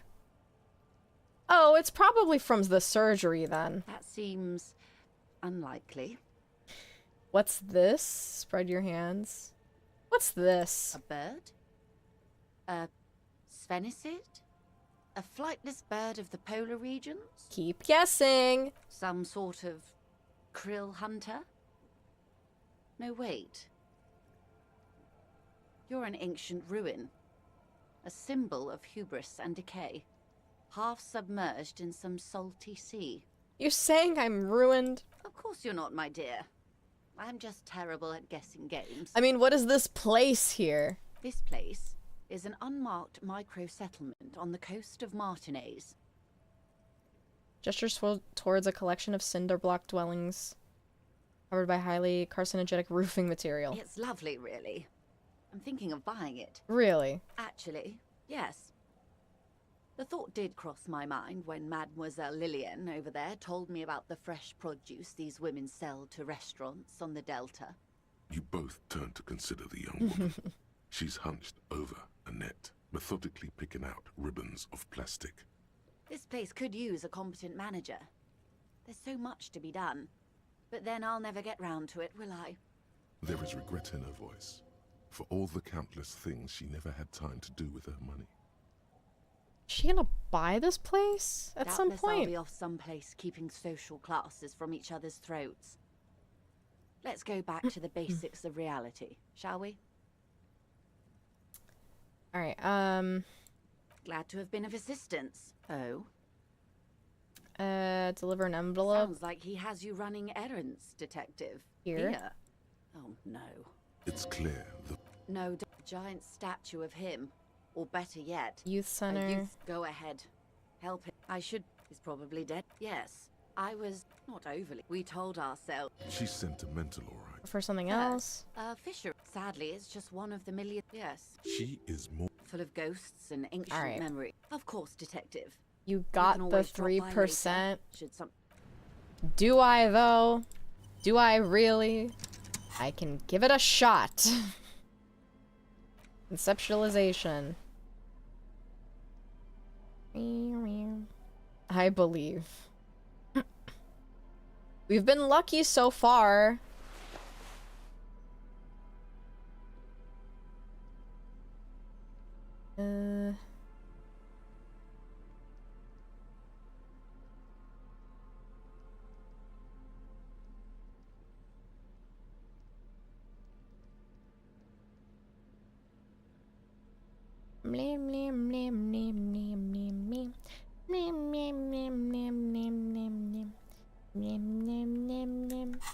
Like my song.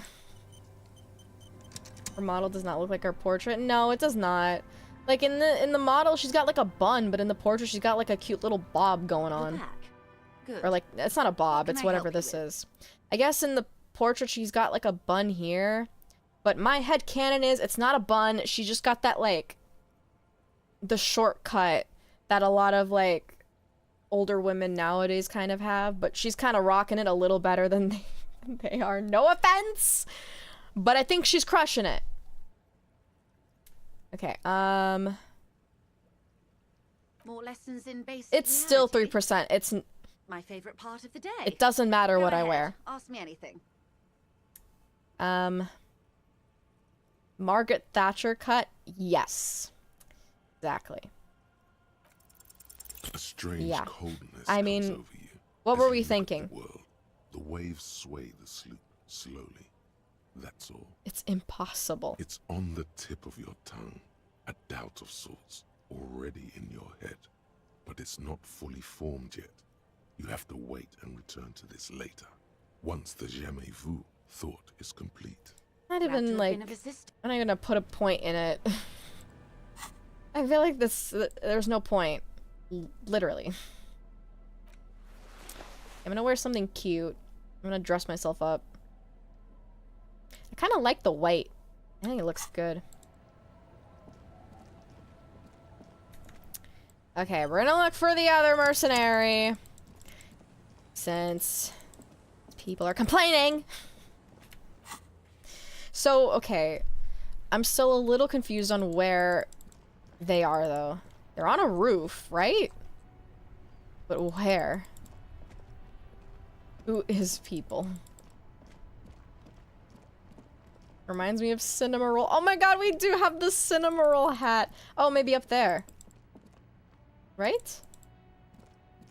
Maybe up there? Football. A phasmid, perhaps? No, you know, it's but a dog. How do we get in there? Looks like there's a way we can travel.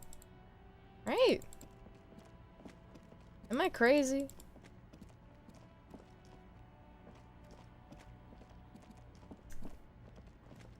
Can we climb the tree, maybe? I don't know. The gnarled hawthorn tree. I don't want to punch the tree.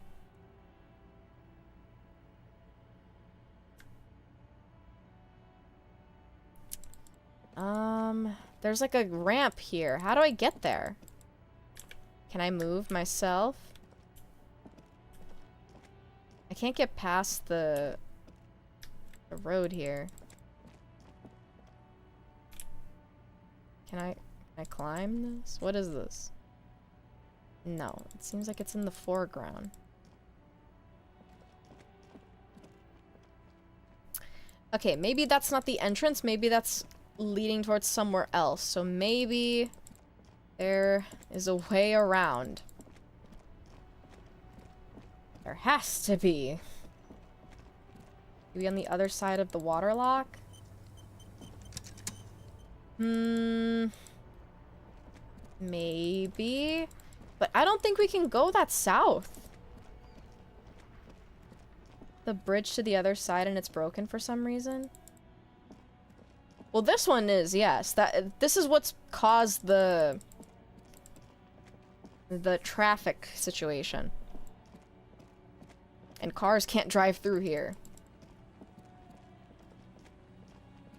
Yeah, see, the things collapsed. We can't go on the other side, though.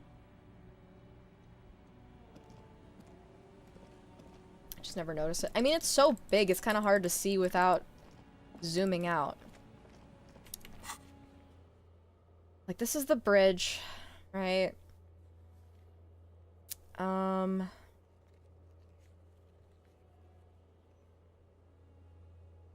the fuck is this giant cube? What is this?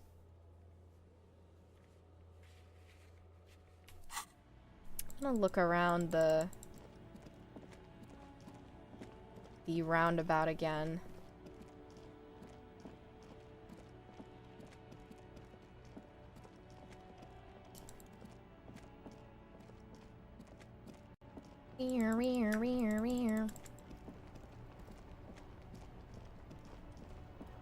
Come on! Come on, Kim! Get your legs running. Get your muscles all hot and sweaty. We're jogging around. Why is he ahead of me? Like he knows where I'm going. Okay. Well.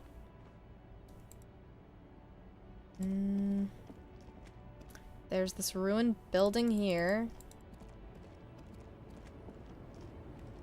There's not really an entrance that I can see.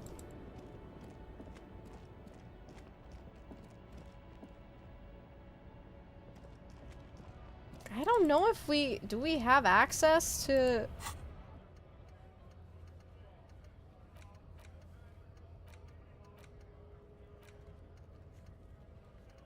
You know?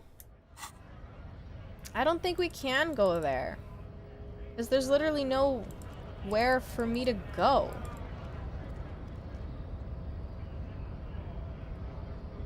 Could she be one of the ladies on the gate? You can't? Yeah, that's what I figured. I mean, there's like nowhere to go.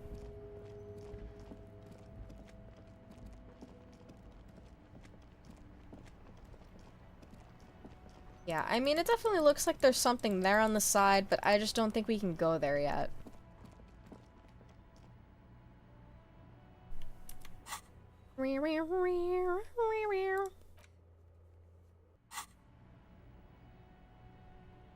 Okay, you know what? I might call it here for tonight.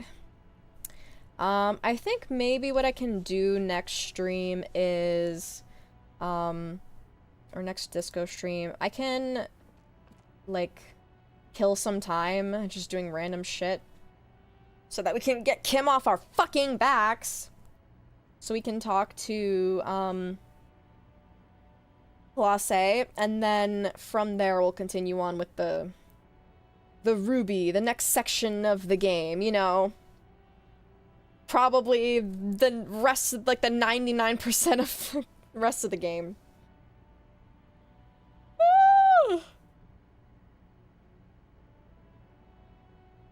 You can do it on stream, just yap about something like usual. Yeah, I guess we could. We'll see. We'll see. I mean, I don't know. Do you guys like how long the playthrough is? I mean, that's kind of the nature of a playthrough. I don't know. I'm always worried about, like, how long I'm taking to play certain games. Because, like, you know, I mean, a lot of times, a lot of streamers will just put, like, 7-10 hours in one day to play the game, so it's just in one VOD. But, you know, I don't have that kind of time on my hands. If you're having fun, then it'll be fun to watch. Yeah, that's true. It's not about how fast you finish the race, it's about the journey. That's the saying. Alright, well anyways, I hope everyone has a lovely Valentine's Day, whether or not you're gonna spend it with someone, or if you're just gonna chill and enjoy it for yourself. You know, do whatever. Enjoy it. Have some chocolate, I guess. More Kim? Oh, yes. We need more Kim. I think that is a given. But yeah, and then have a good rest of your night, guys, or whatever time it is there for you. And I'll see you next time. Or your single ass ain't gonna make it past the weekend. Nimi is sick, so she won't be streaming on Valentine's Day. Why even live? You're right. You're right. Alright, anyways. Bye!